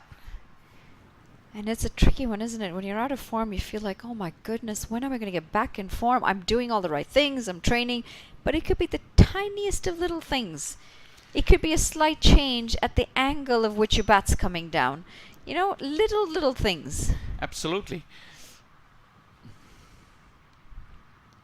And sometimes it's as simple as just not watching the ball all the way. You know, you lose It can be the concentration. simplest of things. Yes, you're absolutely right. And the worst thing is that when you get out of form, most players will be guilty of overthinking about it. They just think too much, what's gone wrong? And that complicates the issues. The more you think about it, the more fidgety you get, and the more kind of away from form you get. It's a vicious cycle. Everyone's gone through it. This is stylish from Steven Taylor. Well, the other one is when you're out of form, you think hitting the nets harder is going to help. I'm gonna practice more. I'm gonna train more. And sometimes it might just be the opposite, where your body's saying, you know what, take a break. Exactly. It could be counterproductive. When you're out of form and you decide to double your work ethic somehow, it can work for some, but also it can work if you take a deep breath and just step back a little bit. Get your mind refreshed. Backing away this time and looking to beat the fielder at point. Unable to do that this time.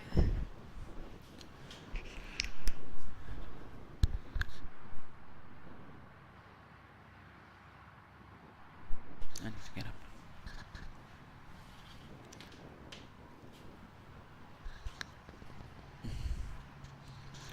Wicketkeeper has decided to come up to the stumps. Obviously Deep doesn't have a lot of pace.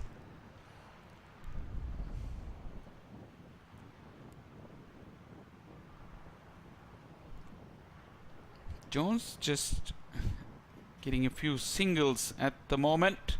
Let's move to 7. Doing the good thing, not starving Steven Taylor of too much strike, because he's in the mood. We talk about mood, and Steven Taylor does thrive on that kind of scenario where he's feeling the middle of the ball. You want to have him play as many balls as you can.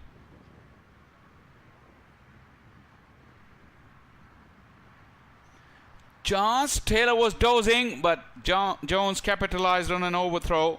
That's great running. The big man running to the danger end. He saw the ball was coming in wayward, didn't run right through the crease, turned around, came back for another run. Great match awareness. Well, if one player who doesn't have a chance to go beyond the crease too far whilst running, it has to be Steven Taylor. He's just content on barely getting there before he realized the throw was coming his way. Jones alerted him. Good change of pace from the youngster. A couple of slow deliveries, but he's bent his back towards the back end of the over. Good bit of wicket keeping as well from Rahul Jariwala. 8 gone, 66 for 1.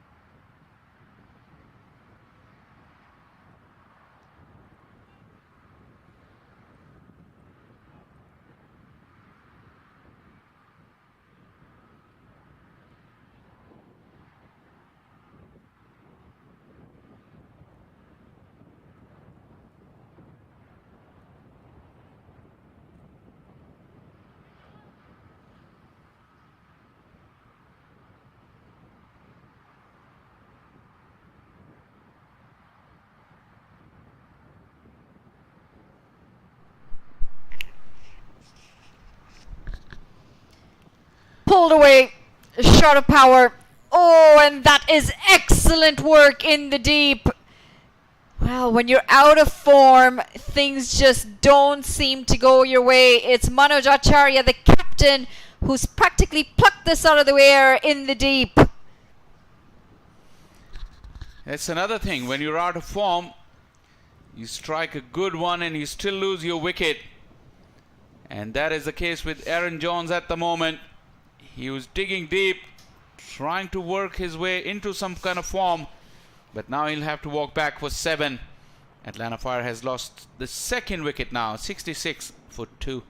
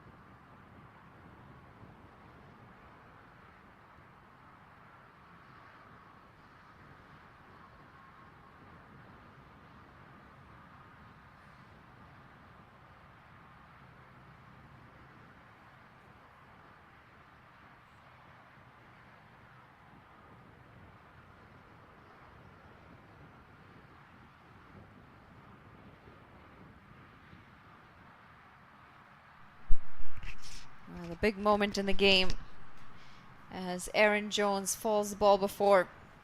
Obus Pinar walking out to the middle.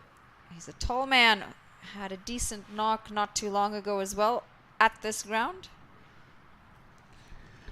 And he's in a state where their team is 2 wickets down, still at a decent run rate that they're going, but they still need to get to 151.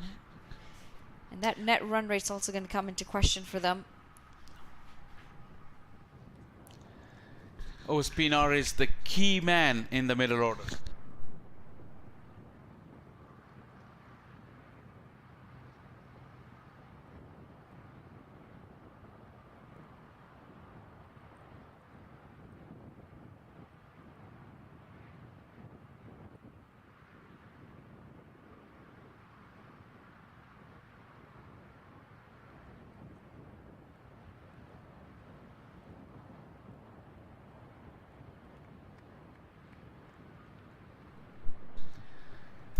That's the boundary that will give Pinar some sort of confidence. Early doors, he gets one on his pads and works it away very neatly.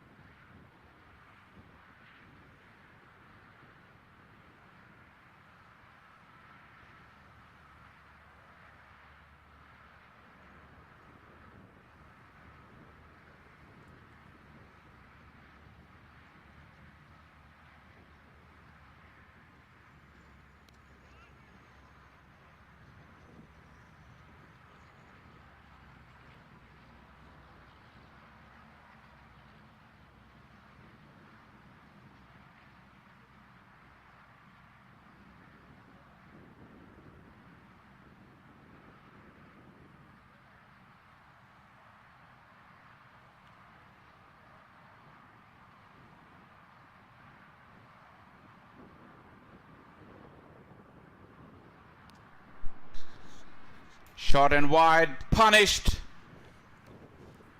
This is a good start from Obus Pinar. Heath Richards is really struggling. 15 in the first over. Once again a nothing delivery. Just put it on there for Obus Pinar, short and wide. And he's not going to miss out on those. He's very hesitant in his run-up as well, isn't he? Almost trying to guide the ball where he wants it to go. Fast bowling has a lot to do with rhythm.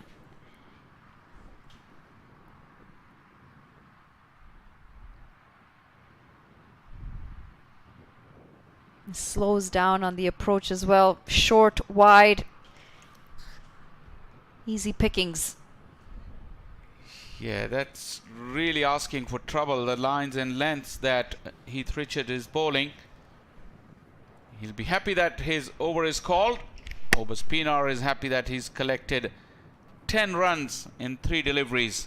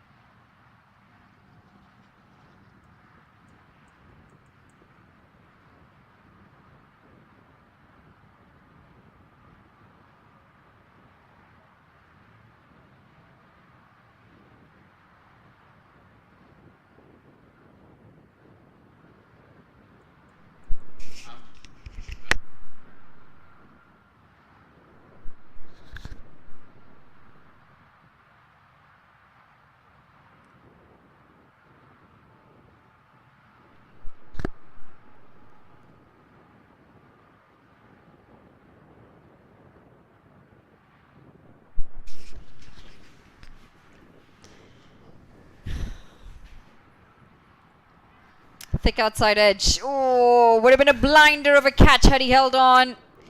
Nitish Kumar coming into the attack with the ball after a decent 66 in the first innings.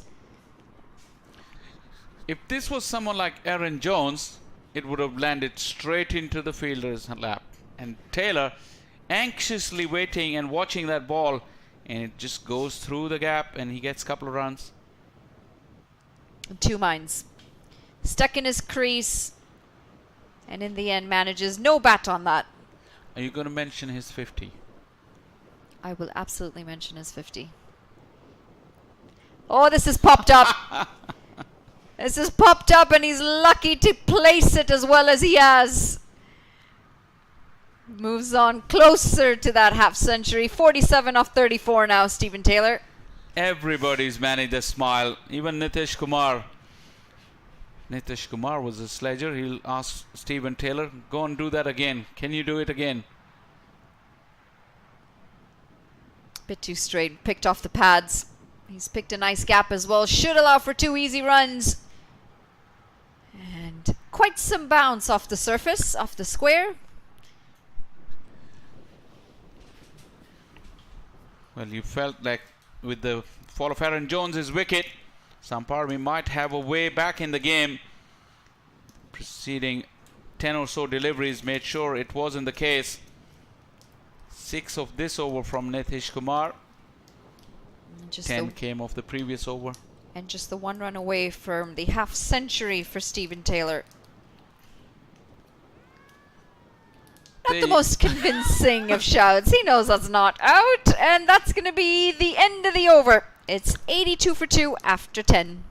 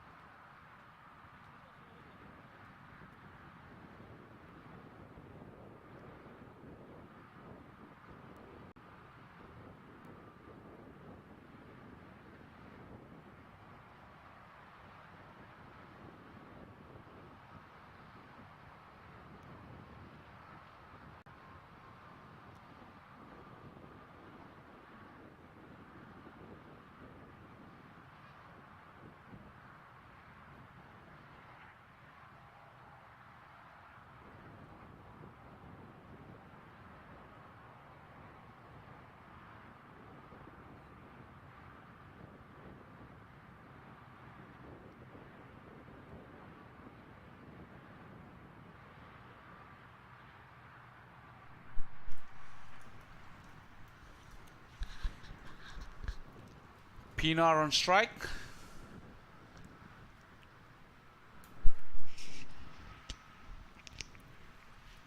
Good start to the over. Nice into the block hole. He's a tall man, Obas Pinar.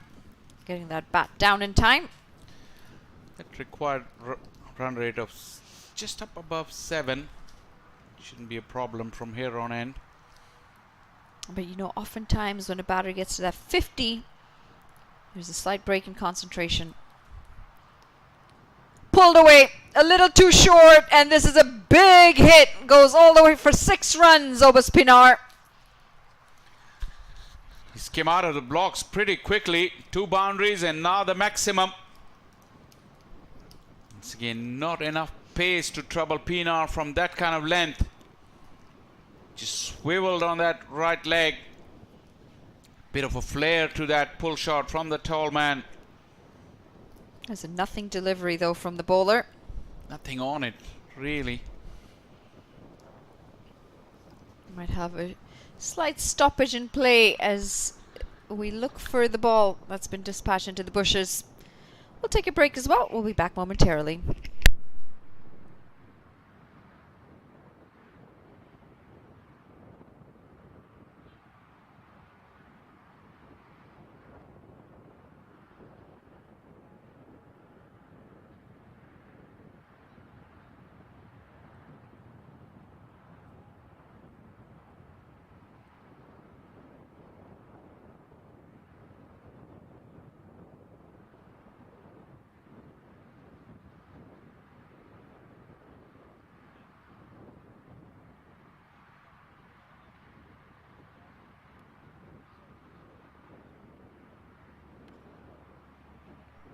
away again.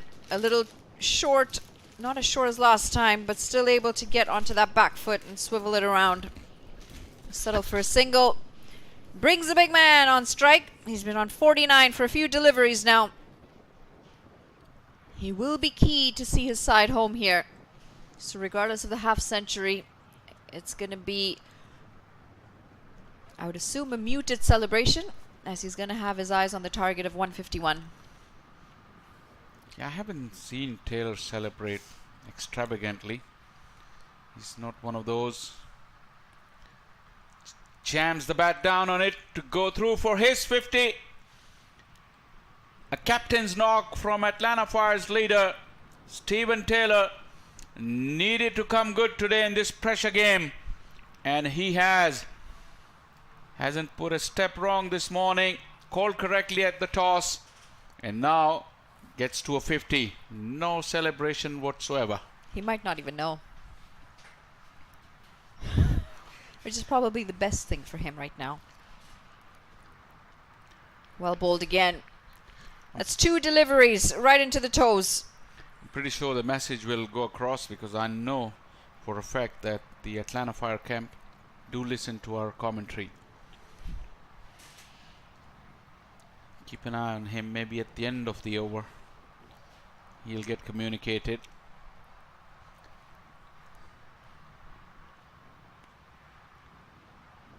Driven into the offside.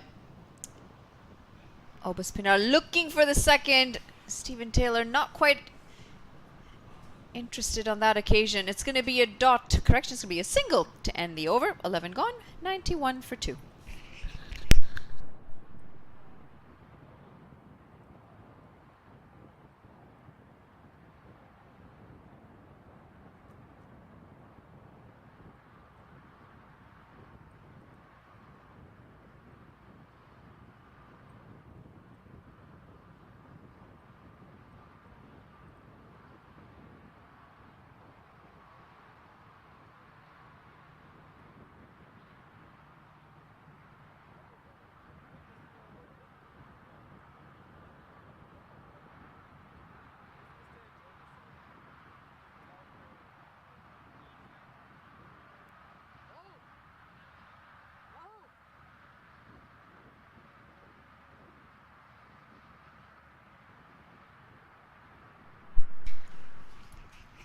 Spin into the attack. And they start with a single. Positive signs for Atlanta Fire. Despite the wicket, Obaspinar's come out to the middle and he's looked to be aggressive. It's 19 off 11, along with his captain out in the middle, who's just brought up his half century.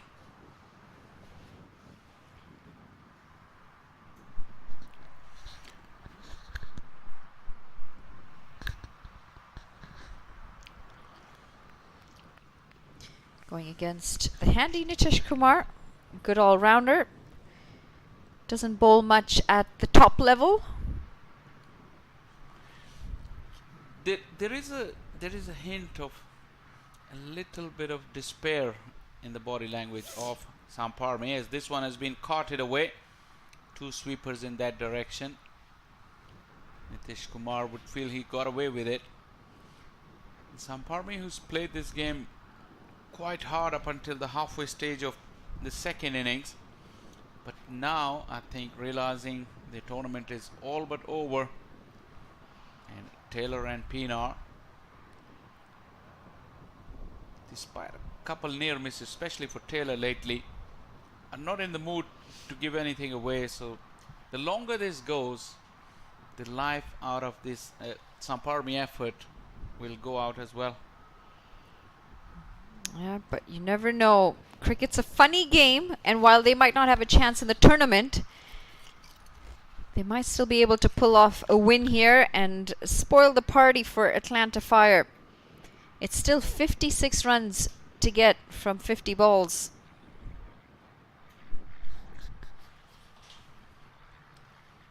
Just at more than a run a ball at this stage. They need some spark. Whether with the ball or in the field, something needs to happen. A spectacular catch or a run out.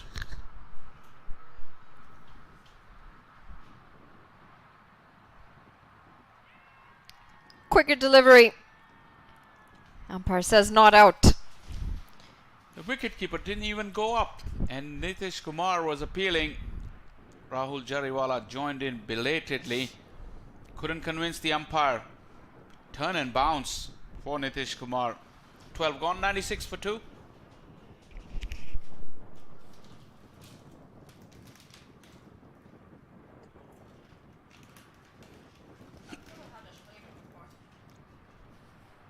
You know. Yeah.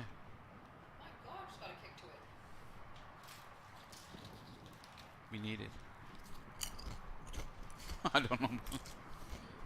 I'm okay with spicy food. I said we need this because it's so boring. You need Coke with that. I don't think I will ever disappoint you with food options. No. That's my strength. So which restaurant you found out? We're going to talk about that.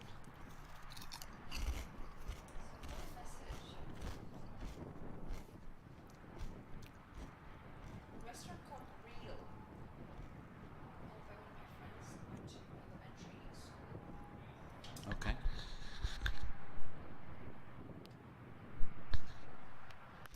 Nicely put away. Low full toss. But Obaspinar had to split the field in the deep, and he's done that beautifully.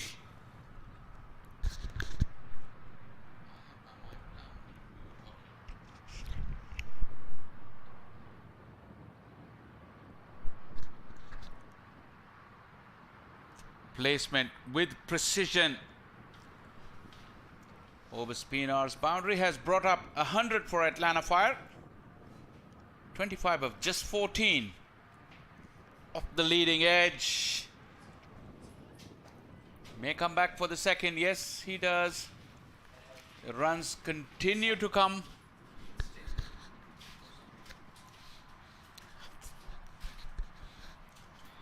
Well, Smith Patel's walked in and he's just told us we smell. He's walked in and said, it smells like bad grass in here. Well, there is a lot of dry grass in this vicinity. At least it's grass and not us, I suppose. Welcome to you too, Smith Patel.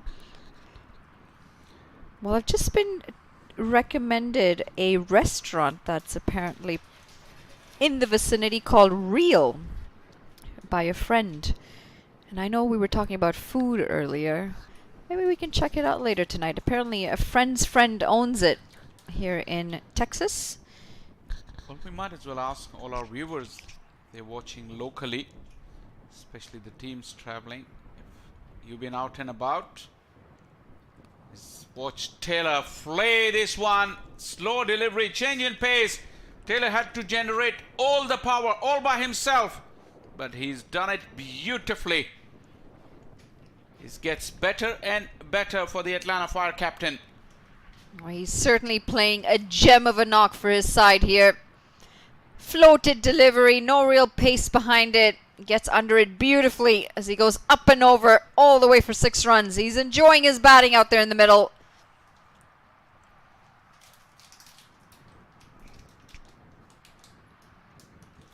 Well, that is some delivery. Well, he took the batter completely out of the equation. That's one way of not going for 6 runs. The surface has changed a lot over the last couple of days, though. This is really played beautifully today, and I'm happy to say all the batters will be glad because there was a struggle. This time Taylor just whips it nonchalantly for a single. Yeah, I was asking all our viewers and some of the teams, if you're watching the broadcast and you've been out and about, send us some recommendations to go out for some food. I'm sure there's plenty of local cricketers and all the other viewers that can help us out.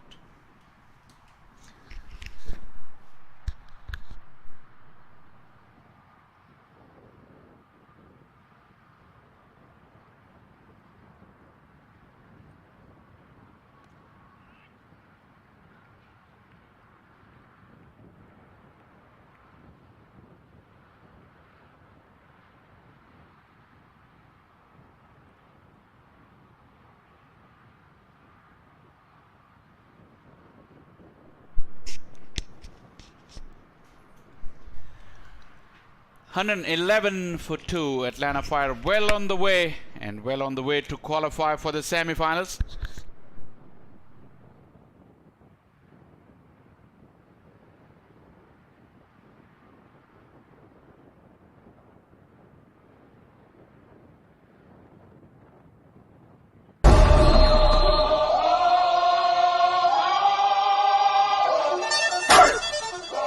Here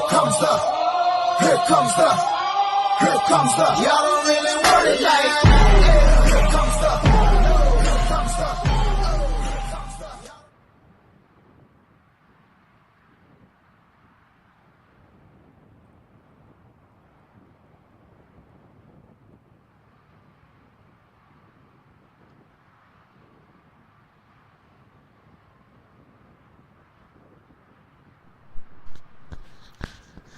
Atlanta Fire well on the way to qualify for the semi-final of this year's Houston Open. Two experienced men in the middle. And this is picked up beautifully.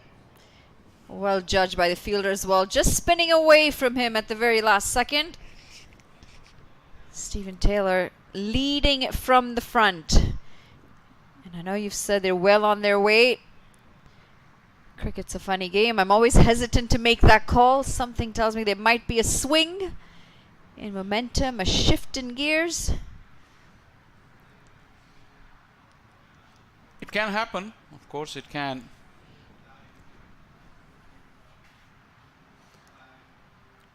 The reason I say it though, because these are two very, very experienced cricketers. And as long as one of them remains to see the chase through, Atlanta Fire will be in good stead. And at the moment, they're lucky that they're both going in good form. Over Spinner has really taken the charge ever since he's arrived, and Stephen Taylor has continued the momentum which he had from the beginning of the innings. Together with that, it's a little bit of despair from Samp. Another long hop. Go fetch that. Almost lands into the highway. You ask Stephen Taylor to hit me with a short and really loopy delivery, and Taylor is not going to spare you. I'm trying to dart this one in. Unfortunately, in the effort of getting it quicker, he's dragged the length down.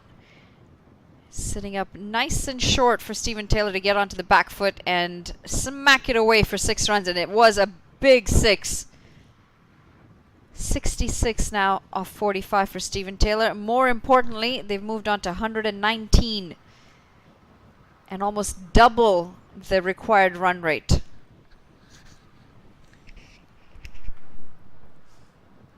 So they never allowed that required run rate, which was at 7.5 or thereabouts at the beginning of the innings, to go in upward direction. It never touched 8, and they've really kept it under control.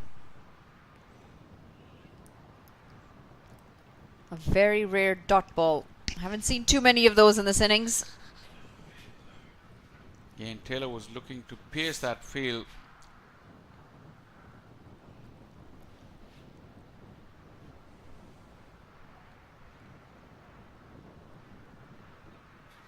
In the slot, and he's gone not long enough this time. This is a big wicket. After going for a 6, Abhiram comes back and picks up the wicket of the danger man, Stephen Taylor. He'll be gutted that he's had to go out after playing such a great knock and bringing his side so close to a win. Only Stephen Taylor could have tried to hit it into the wind and clear it. It went a long way, but not far enough. And look at the celebrations from young Abhiram. It means a lot to him, and that is important. He's got a big scalp, but not before Taylor had made a telling contribution. 66 of just 46. Atlanta Fire 119 for 3.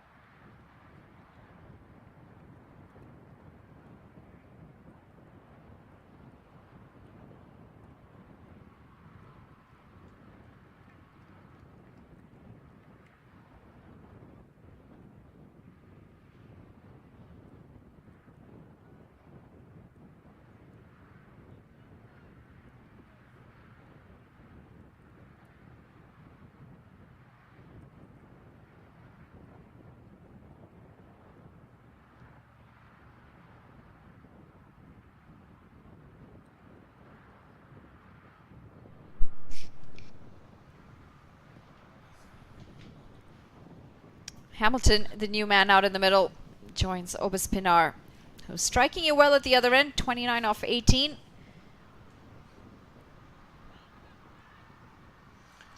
Very ambitious. Abhiram buoyed by the wicket of Stephen Taylor. Was eyeing another one, but not to be. Oh, and you've just picked up a wicket. You're riding a high. A lot of turn on offer. Quite high as well. Welcome to the crease, he says to Hamilton. 32 needed off 36. 14 gone. It's 119 for 3.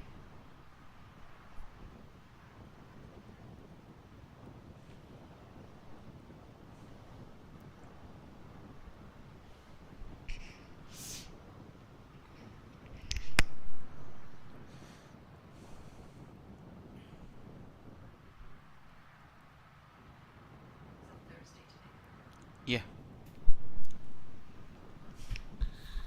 Pace into the attack. Excellent running this. Played with soft hands, and the fielder was quite deep, had to run in some distance as they've picked up 2 runs.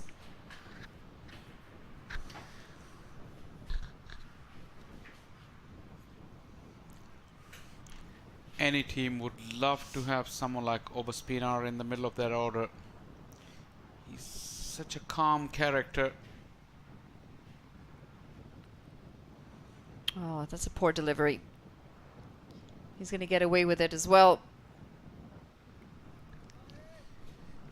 He's strong hit, but couldn't find the gap. Talk about the attributes that Pinar has.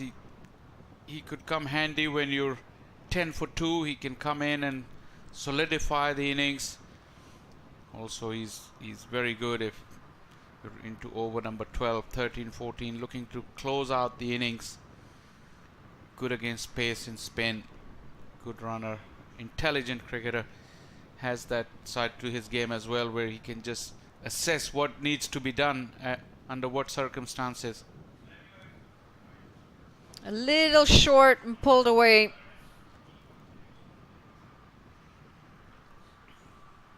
Doing the right thing here.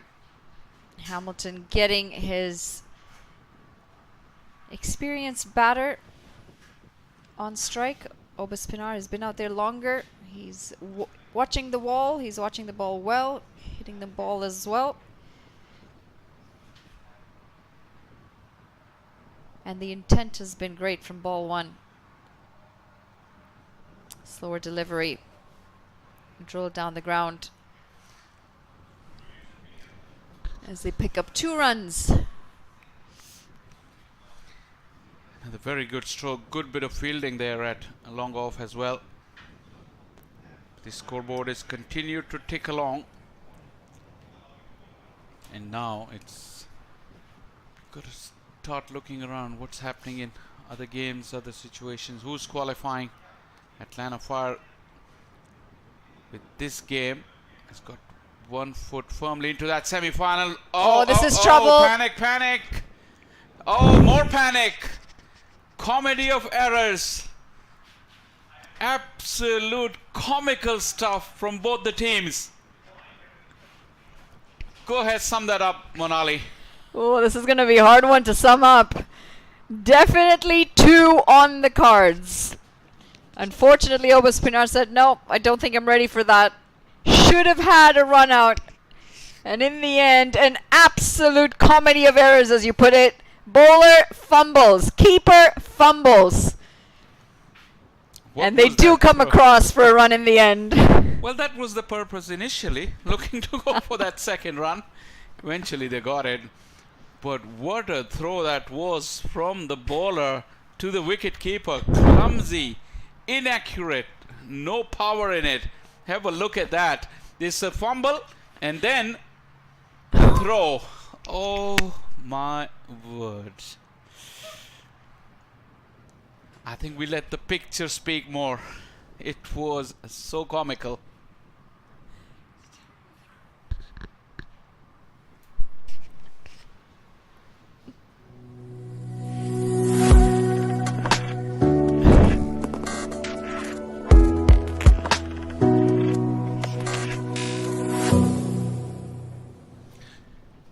So, well, all this was...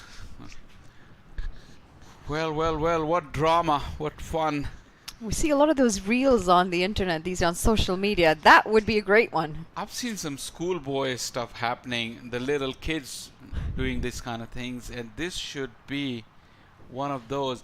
Whilst all this was happening, reverse, it's not going anywhere.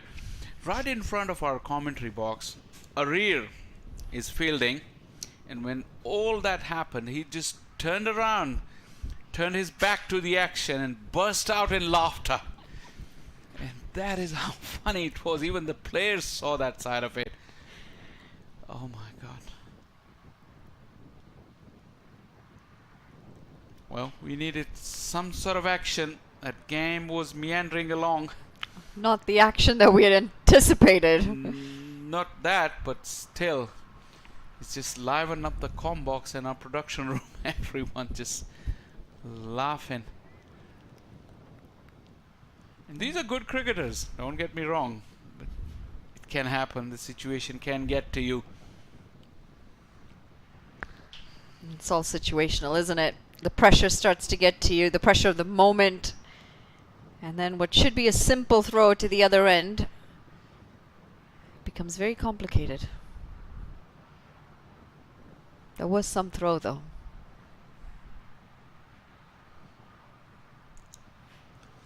Looking to go big here, Hanchard Hamilton. This was the complete opposite of the no-look shot, because he was looking up in the heavens, but the ball was in the wicket-keeper's gloves.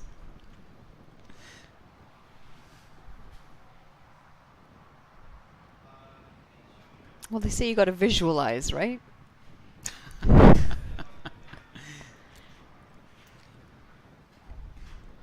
He was visualizing that ball. But Henchard Hamilton has struggled with the bat in this tournament. He spent some time in the middle. Hasn't been able to bring out his aggressive game. He's a fierce striker of the ball.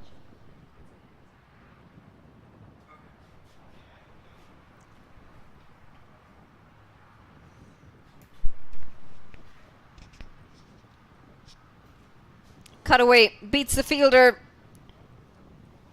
And they stick to just the one run this time. Decide to play it safe. Ends the 16th over. It's 131 for 3.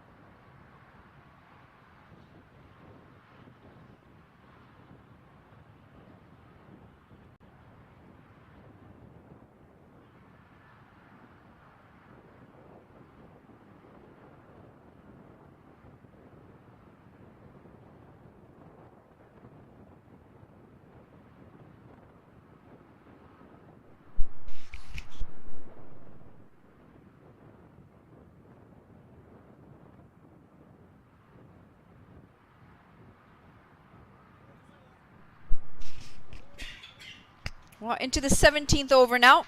And just 20 more runs required for Atlanta Fire. Defensive start from Obas Pinar. No real pressure. They know they only need 20 more. They want to play it safe and get over the line.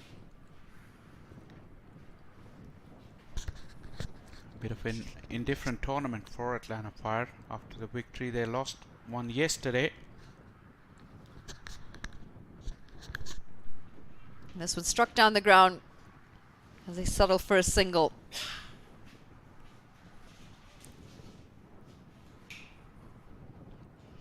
They're doing it in singles and doubles now. And at one point we thought that they might be challenged with a score. Nitish Kumar Karam Khan definitely trying their level best to put up a decent score for Samp Army. Unfortunately, when you've got a start like the one Stephen Taylor has given his side today, it's really hard to pull it back from there on. That's going to be a wide. Going across the left-hander, just a bit too much. Yeah, that partnership was one of the brightest spots of the tournament for Samp Army. And you'd say that the brightest spots came at the very beginning with that partnership between Nitish Kumar and Rahul Jariwala on the first day. Oh dear. This is a soft dismissal for Hanchard Hamilton. Check shot into the offside. No real power, no real intent. Just throwing his bat at it. And unfortunately, the Atlanta Fire are going to lose another wicket. Just angled face of the bat. The ball just got stuck a little bit in the pitch, but Hamilton went through with his shot and was taken. His tournament isn't getting any better with the bat. The Atlanta Fire wicketkeeper departs, and they are now 133 for 4.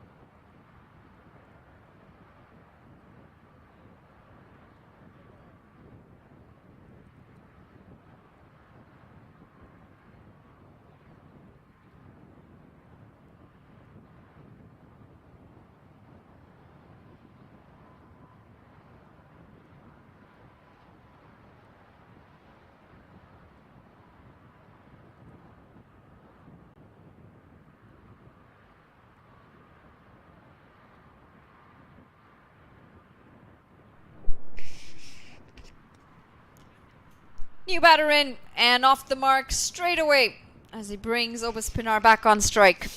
Just the 17 runs required now.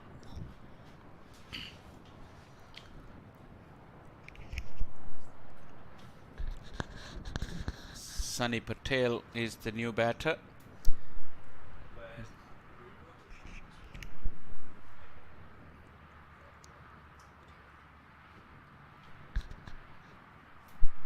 Another single. Continue to accumulate. After the fiery start, Obas Pinar has settled down. He's controlling this run chase with great ease. 17 needed into the 17th over. 20 deliveries. So the equation is well and truly in Atlanta Fire's favor.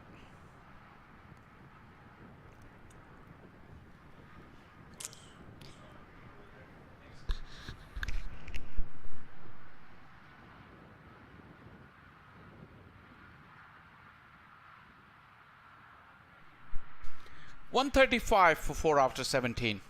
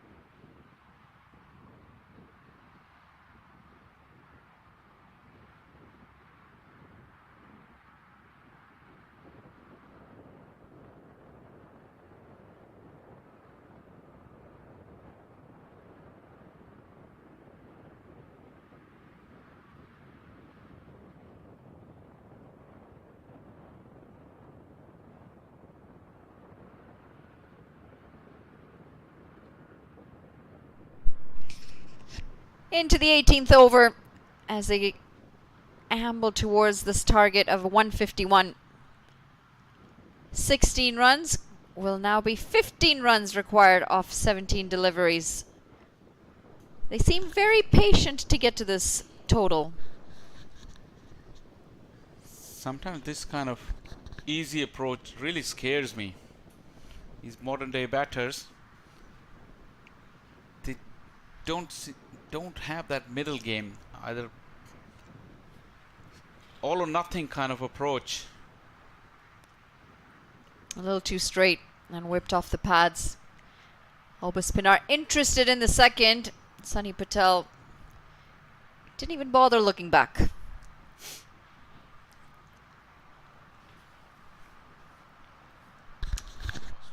I'm wondering if his knee is bothering him. That was very nasty earlier on in the game.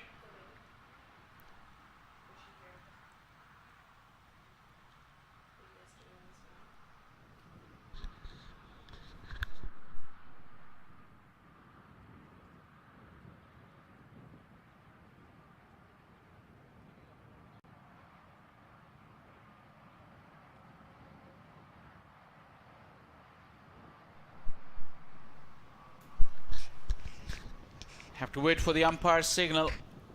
They have crossed over for one, so that'll be 2 to the total.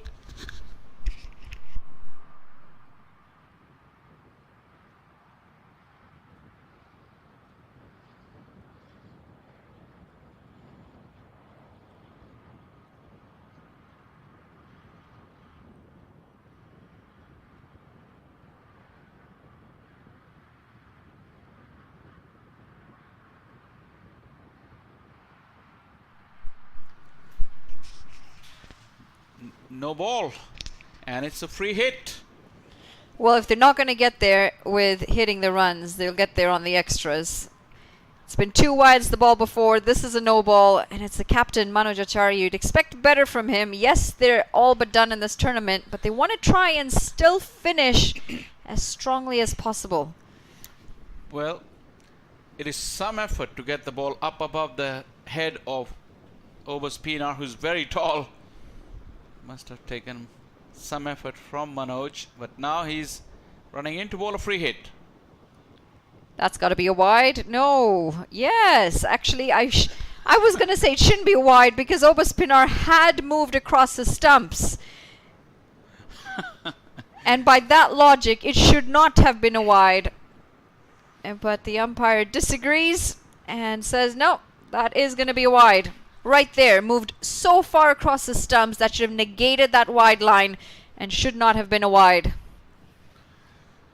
Manoj Acharya really protesting, and this really sums up, this delivery sums up the last half an hour of play. Spinar just swinging at thin air and misses a full toss, a juicy full toss. This really tells you what a game of cricket, when it dies as a contest, it really drags along. 2 full, 2 straight. Worked into the leg side. And they'll stick to just the 1 run. Turning out to be a very lengthy over with the 3 extras. 1 legal delivery to come.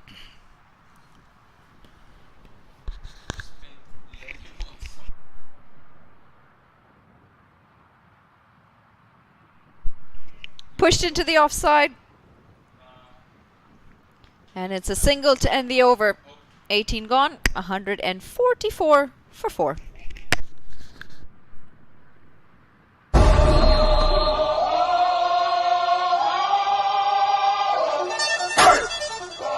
Here comes the, y'all don't really want it like that. Here comes the.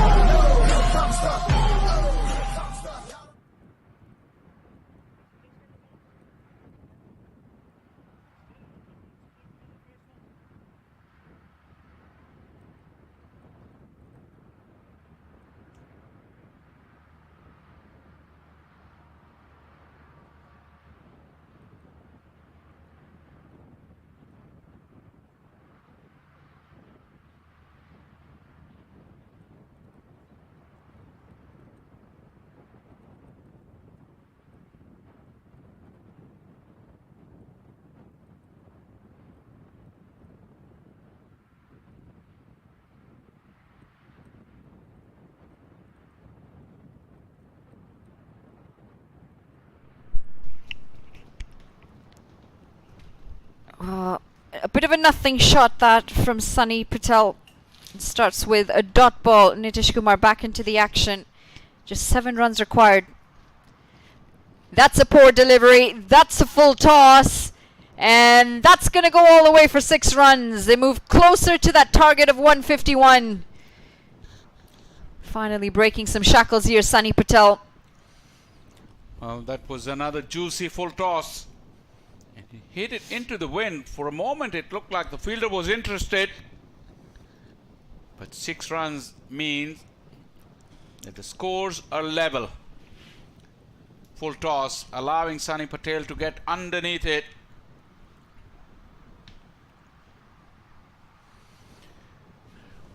Ten deliveries to go. Atlanta Fire has done it quite easily. And they will become the first team to march into the semi-finals. Easy as you like. Sunny Patel just knocks it into the gap on the onside. And Atlanta Fire has completed a 6 wickets victory over the Samp Army. And they have now gone through into the semi-final of this year's Houston Open 2025. Well, a convincing victory here from Atlanta Fire. They came in strong with the ball and then they were put on the back foot thanks to really decent partnership. And speaking of partnerships, the one between Stephen Taylor and Obis Pinar playing a big hand today in getting them to where they are on top of this table, marching on to the next round in this tournament. The bowling figures, well, plenty of bowlers used to start. 7 bowlers, and Suja Nakvi picking up 2 wickets along with Heath Richards, who had a tough time out in the middle, got a wicket to himself, as did Abhiram Yeruva. Everyone else tried, couldn't get the breakthroughs, decent at times. Unfortunately, they just weren't able to get the breakthroughs as often as they needed, as Samp Army lose this game. And full credit to Atlanta Fire for winning the contest by 6 wickets. We're going to take a break here. Don't go too far away, as we do have more action coming up with game number 2 on match day number 3.